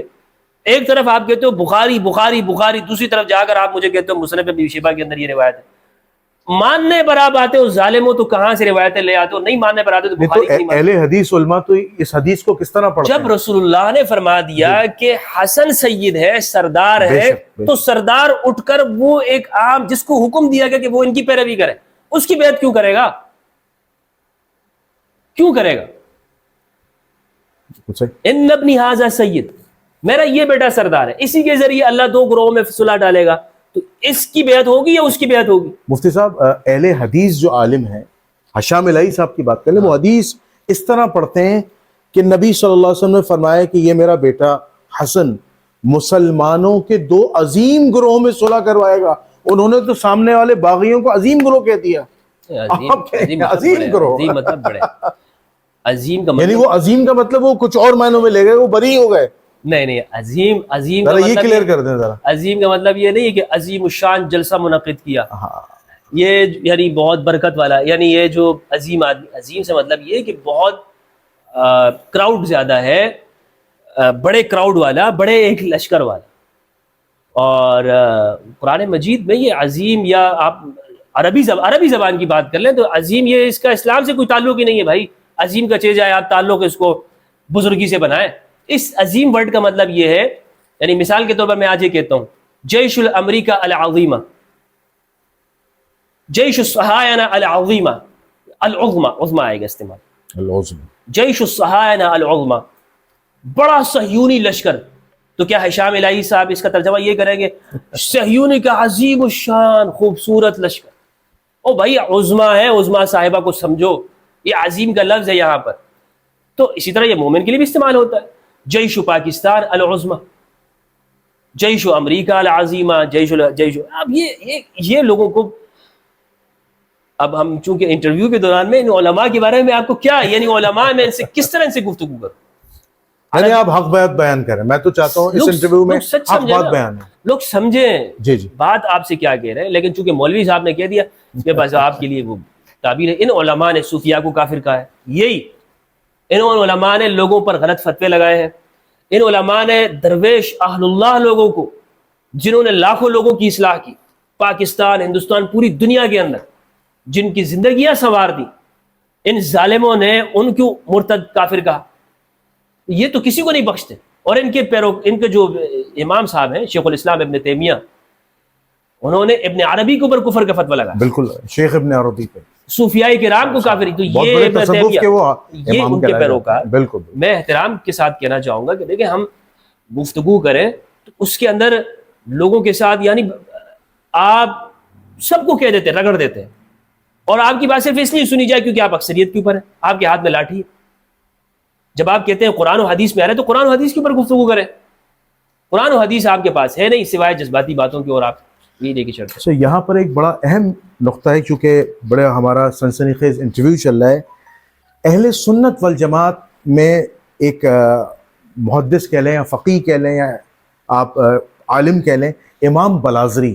امام بلازری نے جو ایک ایٹم بم دیا، وہ ایک کتاب تھی انصاب الاشراف، غالباً اگر میں اس کا صحیح نام لے رہا ہوں، جی اس سے گھبراتے ہیں، اس سے سلف علماء اعلان برات کر لیتے ہیں. اس سے میں ایک روایت پڑھا تھا جس کا میں آپ سے باقاعدہ طور پر تجزیہ چاہتا ہوں، کہ اس میں لکھا تھا کہ نبی صلی اللہ علیہ وسلم نے فرمایا اذ رأیتونی معاویہ علی ممبری فاختلف، کہ اگر تم معاویہ فاقتلوہ، یعنی معاویہ کو اگر تم میرے ممبر پر دیکھو تو اسے قتل کر دو. اب یہ روایت سندن صحیح ہے، اس روایت سے کیوں گھبراتے ہیں اہل سنت؟ اس روایت پر ایک کتاب ہے استاد حسن فرحان المالکی حفظہ اللہ کی، جو کہ ابھی سعودی عرب میں ہے اور وہاں پہ جیل میں ہے. انہوں نے اس موضوع پر ایک کتاب لکھی ہے، ٹھیک، انٹرنیٹ پہ اویلیبل ہے، اور اس کتاب کا نام ہے مصالب معاویہ بن ابی سفیان. اور اس میں تحقیق کے ذریعے بتایا گیا کہ یہ روایت صحیح ہے اور اس کے کون کون سے طرق ہیں اور یہ کیا ہے. بڑے محقق انسان اور اہل سنت میں سے ہیں، نہ شیعہ ہے نہ رافضی ہیں، آپ انٹرنیٹ پہ جا کے دیکھ سکتے ہیں. باقی یہ ہے کہ دیکھیں روایات ہیں انصاب الاشراف کے اندر بھی ہیں اور دوسری کتابوں کے اندر بھی ہیں. اس سے ان ساری باتوں کو آپ رہنے دیں. ٹھیک، جو چیز ہے آپ کے سامنے جو فیہ باغیہ کی، اس کو کیوں نہیں لیتے؟ اسی میں انہوں نے تحریف کر دی نا. جی جی اسی کے معنی کے اندر یہ تحریف کرتے ہیں، اسی کے معنی کے اندر یہ اس کو لوگوں کو بیان نہیں کرتے. تو باقی بات کی تو باتیں دور کی ہیں جناب. بالکل. اور آئے دن کی لوگ تحریفات کرتے تھے کہ جنید بھائی میری آپ سے گزارش ہے اور آپ کے دیکھنے سے، آپ کے توسط سے دیکھنے والوں سے بھی، کہ قرآن مجید ہمارے لیے رہنما ہے اور اہل البیت علیہ السلام. حدیث الثقلین جو ہے یہ ایک معیار اور کسوٹی ہے ہر بندے کو پرکھنے کی. جنید بھائی بے شک، ہر جماعت کو، ہر فرقے کو پرکھنے کی کسوٹی حدیث الثقلین ہے. اس کو لیجئے اور میری گفتگو کو اس پہ پرکھیے، ہر بندے کو پرکھیے، انشاءاللہ حق اور سچ آپ کے سامنے واضح ہوگا.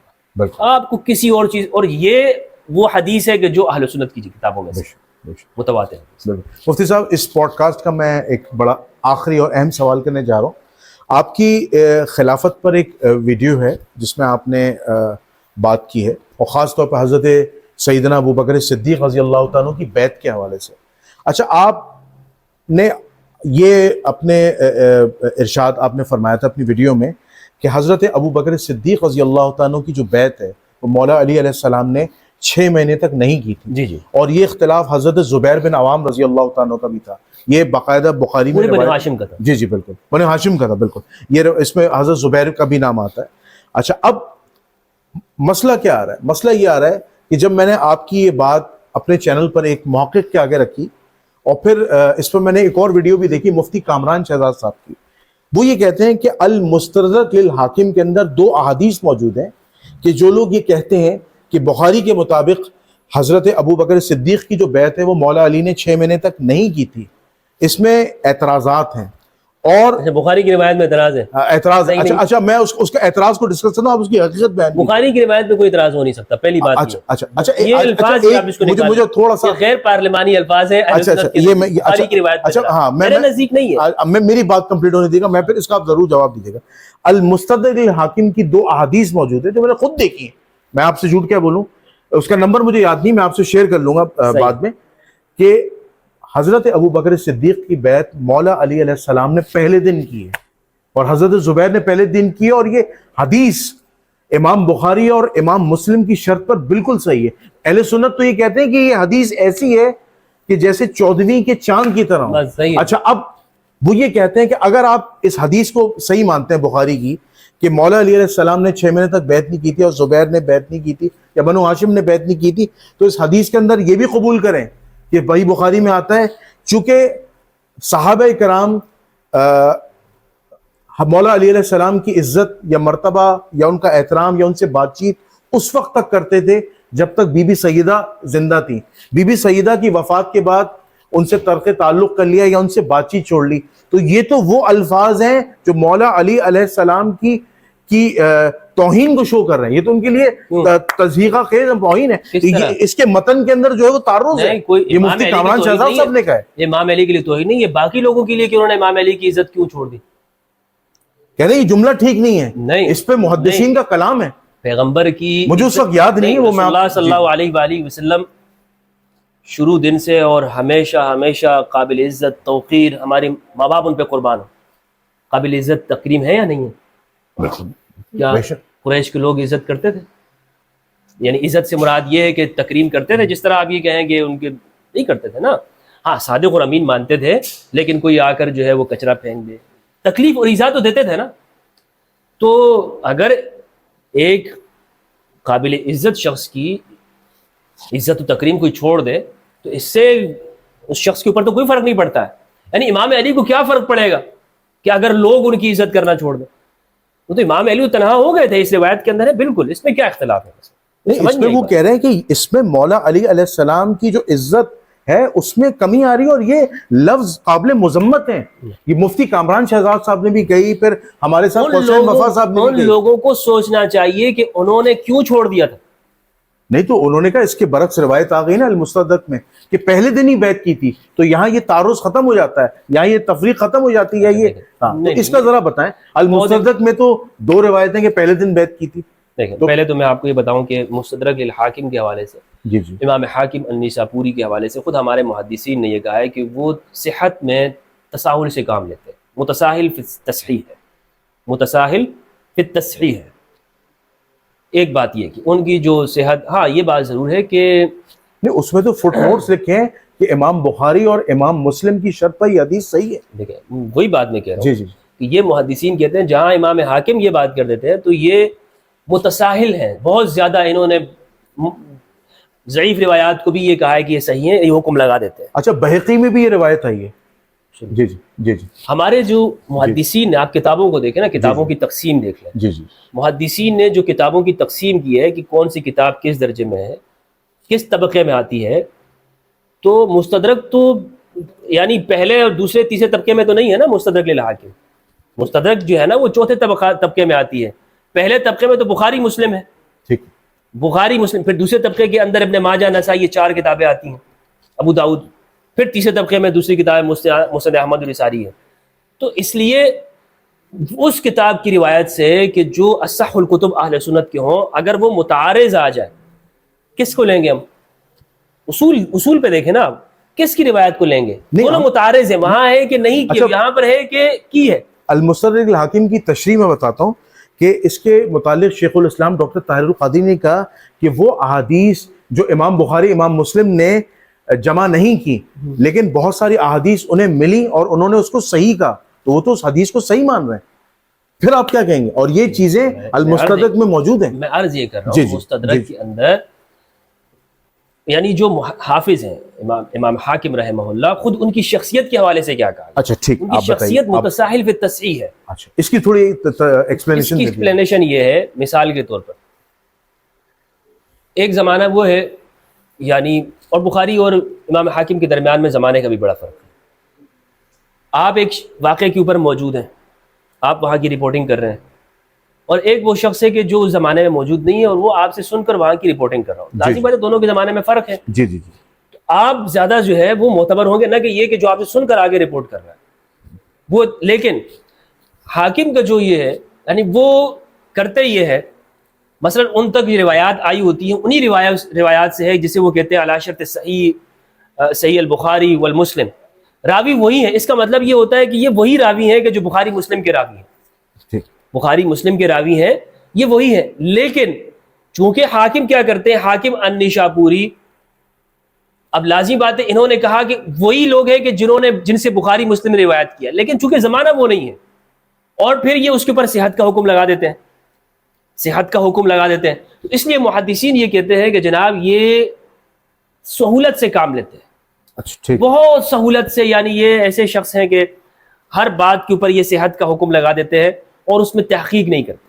دیکھیں ہر بندے کی جو بات ہوتی ہے ضروری نہیں ہے کہ وہ 100% ہر بات صحیح ہوتی ہے، ٹھیک، کوئی بات وہ اس تک صحیح درجے میں پہنچی ہے، کوئی بات صحیح درجے میں نہیں پہنچی ہے۔ اچھا اس حدیث کو ذہبی نے بھی غلط نہیں کہا، حالانکہ کتنا سمجھ لیں ان کا سختہ موجود ہے، یعنی خاموشی اختیار کی کہ وہ حدیث، کیونکہ میں نے خود دیکھا، ذہبی خود بھی میرے نزدیک جو ہے نا وہ اس پائے کے نہیں ہے کہ وہ اگر یہ کہتے ہیں کہ یہ صحیح ہے تو وہ صحت ہوگی۔ اچھا ٹھیک، وہ اس پائے کے نہیں ہے ذہبی، یعنی ذہبی نے بہت ساری چیزوں کو جا کر وہ خود جو اہل بیت سے متعلق ہے وہاں جا کر وہ کہتے ہیں کہ نہیں یہ چیز صحیح نہیں ہے۔ اچھا ٹھیک، تو ذہبی میں، لیکن بہرحال ذہبی کا جو سلفی ہونا ہے وہ ابن تیمیہ کے درجے میں نہیں ہے، یعنی ذہبی وہ اس درجے کا بغض نہیں رکھتے ہیں اہل بیت سے جس درجے کا ابن تیمیہ رکھتے ہیں۔ ذہبی ایک انصاف پسندی سے بھی جگہ جگہ پہ کام لیتے ہیں۔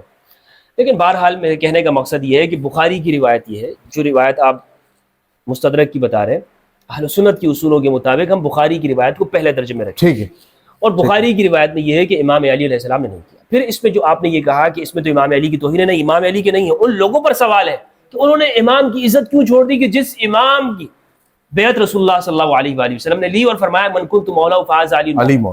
حضرت ابوبکر پر بھی واجب ہے، عمر پر بھی واجب ہے، عثمان رضی اللہ عنہ میں سب پر واجب ہے کہ علی ان کے مولا ہو، اس کا اقرار کریں، یہ سب پر واجب ہے کیونکہ رسول اللہ نے سب سے اقرار کروایا۔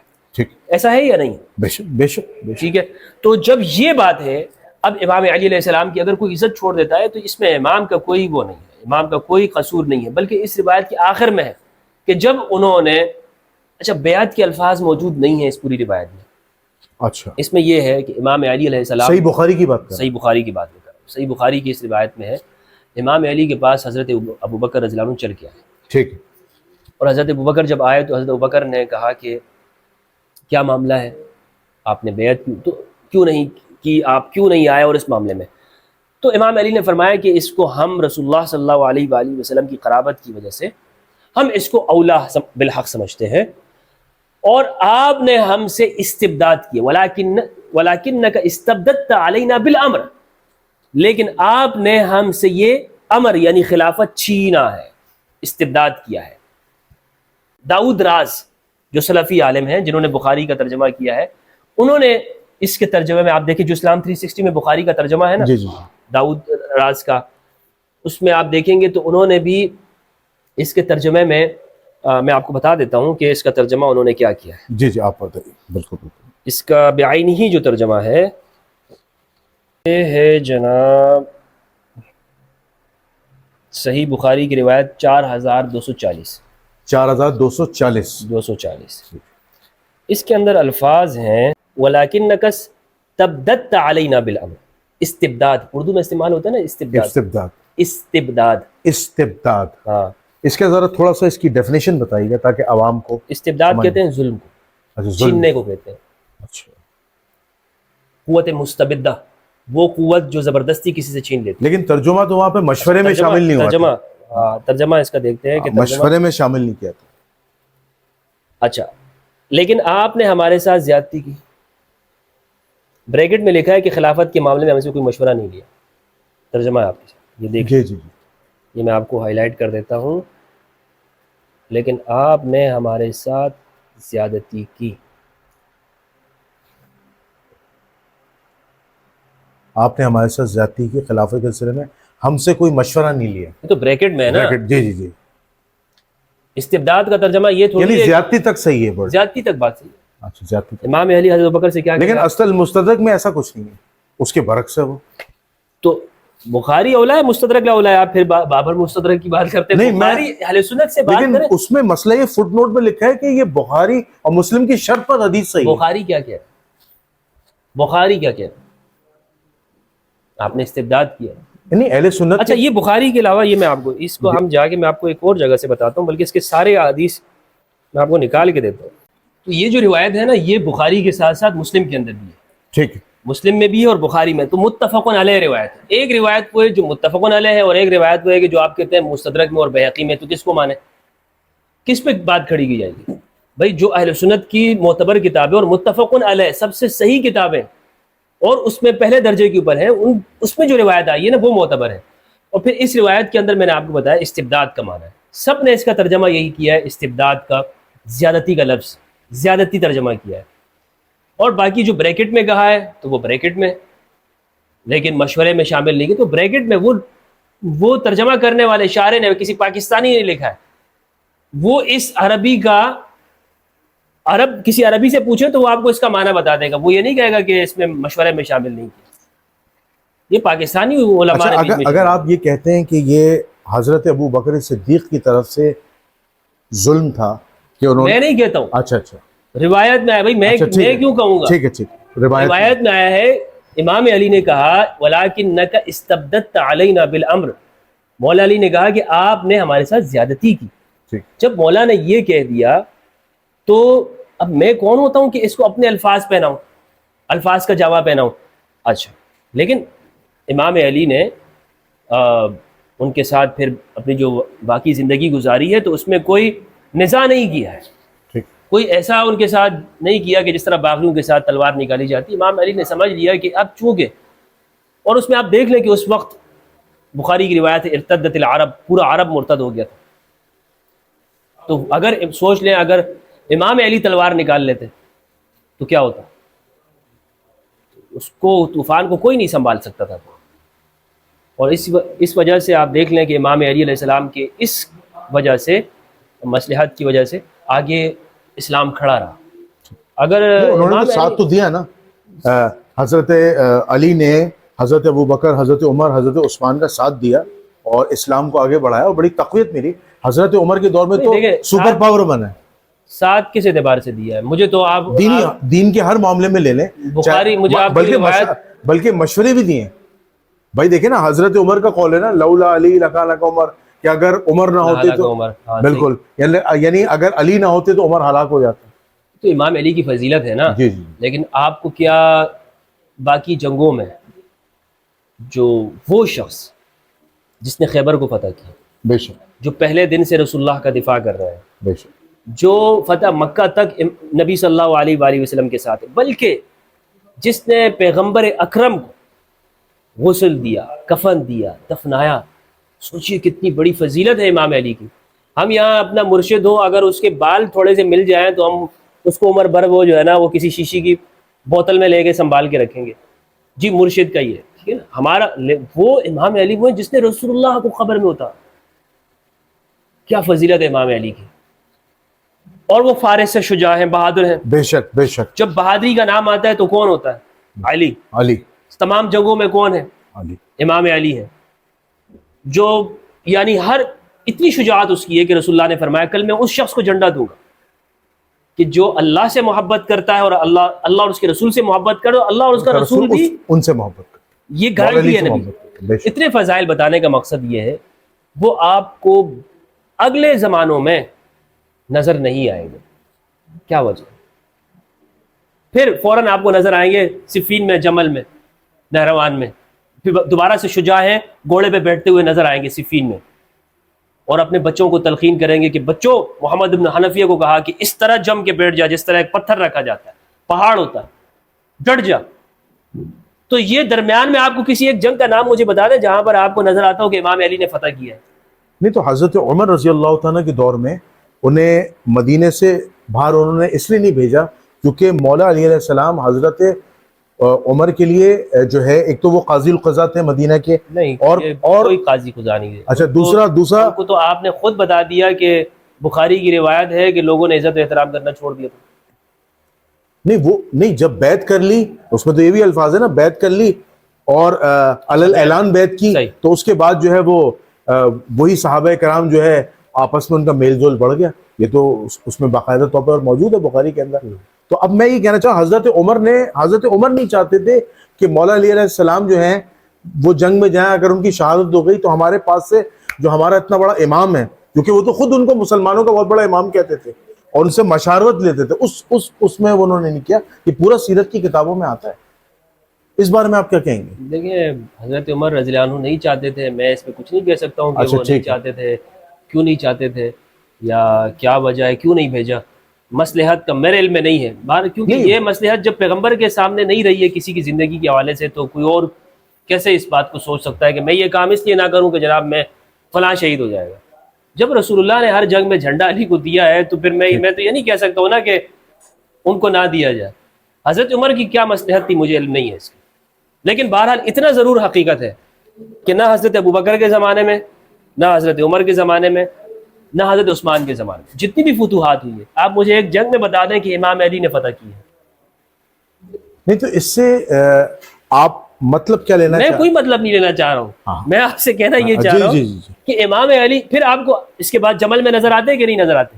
امام علی اپنے دور خلافت میں جب ان کو خلافت ملتی ہے، مسلمان ان کے ہاتھ پر بیعت کرتے ہیں، اس کے بعد فتنہ و فساد شروع ہوتے ہیں جو آپ کے اور ہمارے سامنے ہیں. اور سب سے زیادہ جو فتنہ و فساد جنہوں نے کریٹ کیا ہوتا ہے وہ شام سے ہوتا ہے، اور شام سے امیر معاویہ کرتے ہیں جو ان کو خلیفہ راشد نہیں مانتے. فتنہ و فساد تو وہاں سے شروع ہوتا ہے. لیکن میں یہ کہنا چاہ رہا ہوں کہ حضرت ابو بکر، حضرت عمر اور حضرت عثمان کے دور میں مولا علی علیہ السلام کی جنگ کے علاوہ اور جو ایکسٹرا کلوکل ایکٹیویٹیز ہیں وہ ہیں. امت کی ہدایت ہے، یا خلفاء راشدین کو مشاورت کرنا ہے، یا امت کی اصلاح کرنا ہے، یا قرآن کی تفسیر بیان کرنا ہے، یا وغیرہ وغیرہ جو ایک امام جو ہے اپنی امت کو دیتا ہے. تو وہ تو سارے معاملات موجود ہیں. اس بارے میں آپ کیا کہیں گے؟ نہیں تو موجود ہیں تو اس میں تو کوئی اعتراض نہیں ہے، لیکن میں آپ سے یہ کہہ رہا ہوں کہ ایک بڑا پہلو ہے. جی وہ پہلو میں چاہ رہا ہوں امام علی کی پہچان کس چیز سے ہوتی ہے؟ شجاعت و بہادری سے نا. علم تو اس میں کوئی شک و شبہ نہیں بھائی، علم میں ان سے کوئی آگے نہیں بڑھ سکتا. خود حضرت عمر کی شہادت ہے، گواہی ہے کہ اقدان علی اقرعنا ابی و اقدان علی، صحیح بخاری کے اندر ہے. تو یہ تو حضرت عمر کی شہادت موجود ہے، گواہی ہے کہ امام علی سے بڑا کوئی عالم ہم میں نہیں ہے. یعنی وہ کہتے ہیں میرا بھی ایمان ہے، میرا بھی ایمان حضرت عمر کا ماننا ہے، بے شک میرا اور آپ کا ماننا کوئی معنی نہیں رکھتا. حضرت عمر فرما رہے ہیں کہ ہم میں سب سے بڑا عالم قاضی وہ علی ہے علیہ السلام. اور یہ بخاری کی روایت آ گئی ہے، اس لیے کسی کو بولنے کی مجال نہیں ہے. تو لیکن ان کی ایک شجاعت اور بہادری جو وصف ہے وہ ہمیں آپ بتائیں کارنامے مولا علی کے جو باقی زمانوں کے اندر ہو، کوئی آپ کے علم میں ہو. ایسا نہیں کہ کتابوں میں نہیں ہوگا، اگر آپ کے علم میں نہیں. میرے علم میں ابھی فی الحال تو بالکل بھی نہیں ہے، لیکن میرے علم میں جو ان کی ایکسٹرا جو ایکٹیویٹیز اس سے مجھے انکار نہیں ہے. اس سے مجھے انکار نہیں اور کسی کو انکار ہو بھی نہیں سکتا. اس سے نظر یہ آتا ہے کہ امام علی، یعنی آپ کیا آپ کے دماغ میں آئے گا کہ امام علی علیہ السلام کیوں بیٹھ گئے ایک طرف؟ نہیں، امام علی علیہ السلام کو اس لیے جنگ میں نہیں بھیجا گیا، جو میرا علم ہے، جو میرا ناقص علم ہے، ہو سکتا ہے میں غلط ہوں، ہو سکتا ہے میں تاریخی روایت کو نہیں جانتا ہوں. میرا علم یہ کہتا ہے کہ حضرت ابو بکر صدیق کے دور میں، یا حضرت عمر فاروق کے دور میں، حضرت عثمان کے دور میں مولا علی علیہ السلام اس لیے جنگ میں نہیں گئے کہ اگر مولا علی علیہ السلام جنگ میں خدا نخواستہ ان کی شہادت ہو جاتی تو امت کا ایک بہت بڑا امام جو ہے اس سے یہ امت جو ہے وہ محروم ہو جاتی. اچھا، ابو بکر عمر عہدہ کون سا دیا گیا؟ مدینے کے قاضی القضاء. کہاں لکھا ہوا ہے قاضی القضاء؟ اچھا، میں نے ابھی ظاہر سی بات ریڈ نہیں کیا ہے اس چیز کو، میں آپ سے دعویٰ نہیں کر رہا، ہو سکتا ہے میں غلط ہوں. لیکن مولا علی علیہ السلام کا ایک بڑا مشہور واقعہ ہے کہ حضرت عثمان اور حضرت عمر جو ہے وہ غلط فیصلے اس زمانے میں امر بالمعروف و نہی عن المنکر ہر مسلمان کا فریضہ تھا.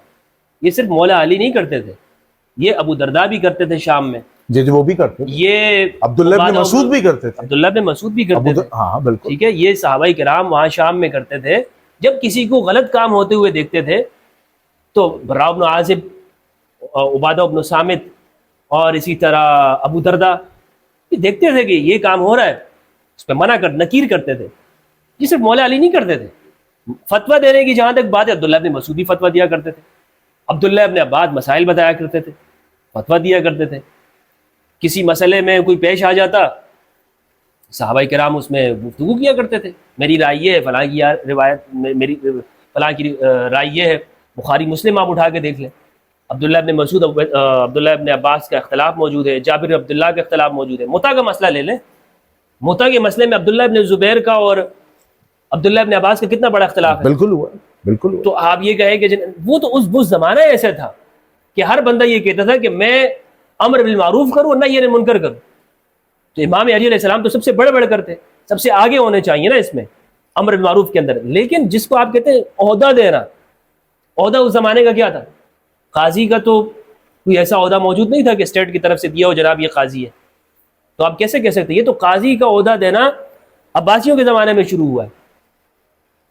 سیرت کی کتابوں میں آتا ہے چیف جسٹس کا عہدہ دینا, جی جی, یہ بعد کے زمانے بنو امیہ کے زمانے میں یا ان کے دور میں شروع ہوا ہے. سیرت صحابہ میں آتا ہے کہ حضرت عمر رضی اللہ تعالیٰ عنہ حضرت علی سے ملنے گئے. میرے پاس ابھی وہ کتاب کا ریفرنس نہیں ہے, لیکن میں آپ سے شیئر کر لوں گا اگر مجھے مل گیا. اچھا, یہ واقعہ ہے کہاں؟ ابھی ایمبیسی گروپ نے ایک مووی بنائی ہے عمر سیریز, اس کے اندر یہ واقعہ میں نے دیکھا, تو یقیناً انہوں نے کہیں سے ریفرنس دیا ہوگا. بہت ساری موضوع, لیکن اس میں یہ تھا کہ کوئی حوالہ نہیں ہوتا.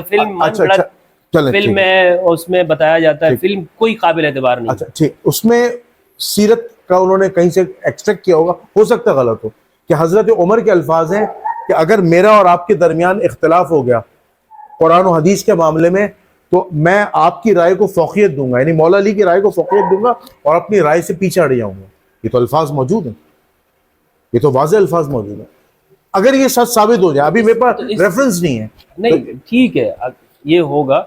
عبداللہ ابن عباس بھی یہ بات کہا کرتے تھے. کہنے کا مقصد یہ ہے کہ میں جو بات آپ نے پوچھی نا کہ خلفائے راشدین کے ادوار میں اگر آپ امام علی کو دیکھتے تو امام علی آپ کو ان کی اسٹریٹجی بالکل بدل جاتی ہے. اور اسی طرح صرف امام علی کو نہیں, انصار کو دیکھ لیں, انصار مدینہ کو. انصار مدینہ کا تذکرہ غائب ہے. انصار مدینہ خود نبی صلی اللہ علیہ وآلہ وسلم, آپ سعد بن عبادہ رضی اللہ عنہ کی بات کر رہے ہیں؟ نہیں پورے انصار. اچھا پورے انصار. اچھا, ابو ایوب انصاری رضی اللہ عنہ. حضرت ابو ایوب انصاری, بالکل. ابو ایوب انصاری کا عہدہ بتا دیں مجھے. میرے علم نہیں ہے. اچھا نہیں. تو وہ ابو ایوب انصاری اس بات کے زیادہ حقدار ہیں کہ وہ کسی عہدے پر ہوں, یا یزید بن ابو سفیان حقدار ہیں؟ اگر کمپیریزن کیا جائے تو حضرت ابو ایوب انصاری میزبان رسول ہے نا. یہ تو حضرت عثمان کی شاید آپ دور کی بات کر رہے ہیں. نہیں, میں تو پہلے یزید بن ابو سفیان کی بات کر رہا ہوں, جو اچھا جو ابو سفیان کے بڑے بیٹے ہیں. حضرت عمر کے دور میں وہ گورنر بنے تھے. تعاون امواس کی جو آباد تھی, جی انتقال ہو گیا تھا, شام کے غالباً گورنر تھے. جی آپ دیکھیں کہ انصار جب یہ حنین میں نبی صلی اللہ علیہ وآلہ وسلم نے طلقاء کو دیا تو انصار آ گئے آپ صلی اللہ علیہ وسلم کے پاس, یا رسول اللہ آپ نے ہمیں بلا دیا. حضور نے کہا کہ دیکھیں آپ نبی صلی اللہ علیہ وسلم کی حکمت, فرمایا کہ میرے بعد تم پر دوسروں کو ترجیح دی جائے گی, سو تم اس وقت میں صبر کرنا. تو آپ نے بتا دیا کہ انصار کے اوپر طلقاء کو ترجیح دی جائے گی, اور یہ حضور نے بتایا کہ میرے بعد دی جائے. میرے بعد حضور نے اپنے زمانے میں اس لیے نہیں دیا, ان کے اندر ایک پریکٹس ہو جائے کہ میں خود تمہیں اپنے سامنے نہیں دے رہا ہوں, دیکھتا ہوں کہ میرے انصار کیا کرتے ہیں. انصار راضی رہے, انصار راضی رہے وہ صحابہ کرام. تو انصار آپ پورا پچھلے ادوار اور زمانوں کو دیکھیں گے, آپ کو یہ نظر آئے گا کہ وہ اس زمانے میں ان کے پاس کوئی عہدہ موجود نہیں ہے. اس کی کیا وجوہات ہے, کیا مصلحت ہو سکتی ہیں, یہ تحقیق کرنے سے آپ کو معلوم ہو جائے گی. لیکن بہرحال اتنا ضرور ہے جنید بھائی, یہ طے ہے امام علی علیہ السلام نے 6 ماہ تک بیعت نہیں کی، اور اس کی وجہ واضح صاف لفظوں میں بتا دی کہ آپ نے یہ ہمارے ساتھ زیادتی کی ہے. لیکن پھر امام علی نے وہاں پر چونکہ اس میں امت کی مصلحت کی خاطر ان کے ساتھ رویہ بہتر رکھا، اور اس میں کوئی شک و شبہ نہیں ہے کہ حضرت ابوبکر نے بھی اس کا اعلان کیا رضی اللہ عنہ کا کہ میں رسول اللہ کی قرابت کا زیادہ حق رکھنے والا ہوں. اور حضرت ابوبکر رضی اللہ عنہ نے ہمیشہ اس بات کی کوشش کی اور خیال رکھا کہ جو اہل البیت کے حقوق ہیں وہ ان تک ملتے رہے. کچھ جگہوں کے اوپر ان سے جیسے فدق کا معاملہ ہے، ان سے کچھ چیزیں نظر آتی ہیں کہ انہوں نے روایات کی بنیاد پر، وہ روایات بھی اس طرح جو خبر واحد ہے نص کے سامنے انہوں نے اجتہاد کیا. باقی یہ کہ امام علی، ہاں صفین اور جمل میں جو امام علی ہیں وہ آپ کو معلوم ہے کہ وہاں پر امام علی کا اسٹینڈ ہے. بالکل. تو میں اس پوڈ کاسٹ کا اینڈ کرتا ہوں، اور میں سمجھتا ہوں کہ آج مفتی فضل ہمدرد صاحب نے ماشاءاللہ حسینی ہونے کا حق ادا کر دیا، اور میں سمجھتا ہوں کہ یہ میری زندگی کا ایک بڑا بہترین پوڈ کاسٹ ہے جس میں نے اہل سنت والجماعت کے ایک ذمہ دار عالم دین کے ساتھ، ایک بہترین یوٹیوبر، ایک بہترین مبلغ کے ساتھ میں نے انٹرویو کیا، اور اتنے مشکل سوالات رکھے اور اتنے سخت سوالات تھے کہ اگر میرے سامنے کوئی اہل سنت کا دوسرا کوئی عالم ہوتا تو شاید جذباتی ہو جاتا، یا یہ انٹرویو نہیں دیتا، یہ کہتا یہ سوال سکپ کر دو. لیکن مفتی صاحب ماشاءاللہ وہ مجاہد ہیں جنہوں نے ہر اعتراض کا، اہل سنت کے اعتراض کا بخوبی جواب دیا اور دلائل سے جواب دیا. تو میں امید کرتا ہوں کہ آپ کو اس سے استفادہ ہوگا. آپ کا میزبان جنید الرحمن کو اجازت دیجیے، اور مہمان خصوصی جناب مفتی فضل ہمدرد صاحب حافظ اللہ کو اجازت دیجیے. انشاءاللہ ہم اگلے پروگرام کے اندر ایک نئے موضوع کے ساتھ مفتی صاحب کے ساتھ حاضر ہوں گے. اس وقت تک کے لیے السلام علیکم ورحمۃ اللہ وبرکاتہ.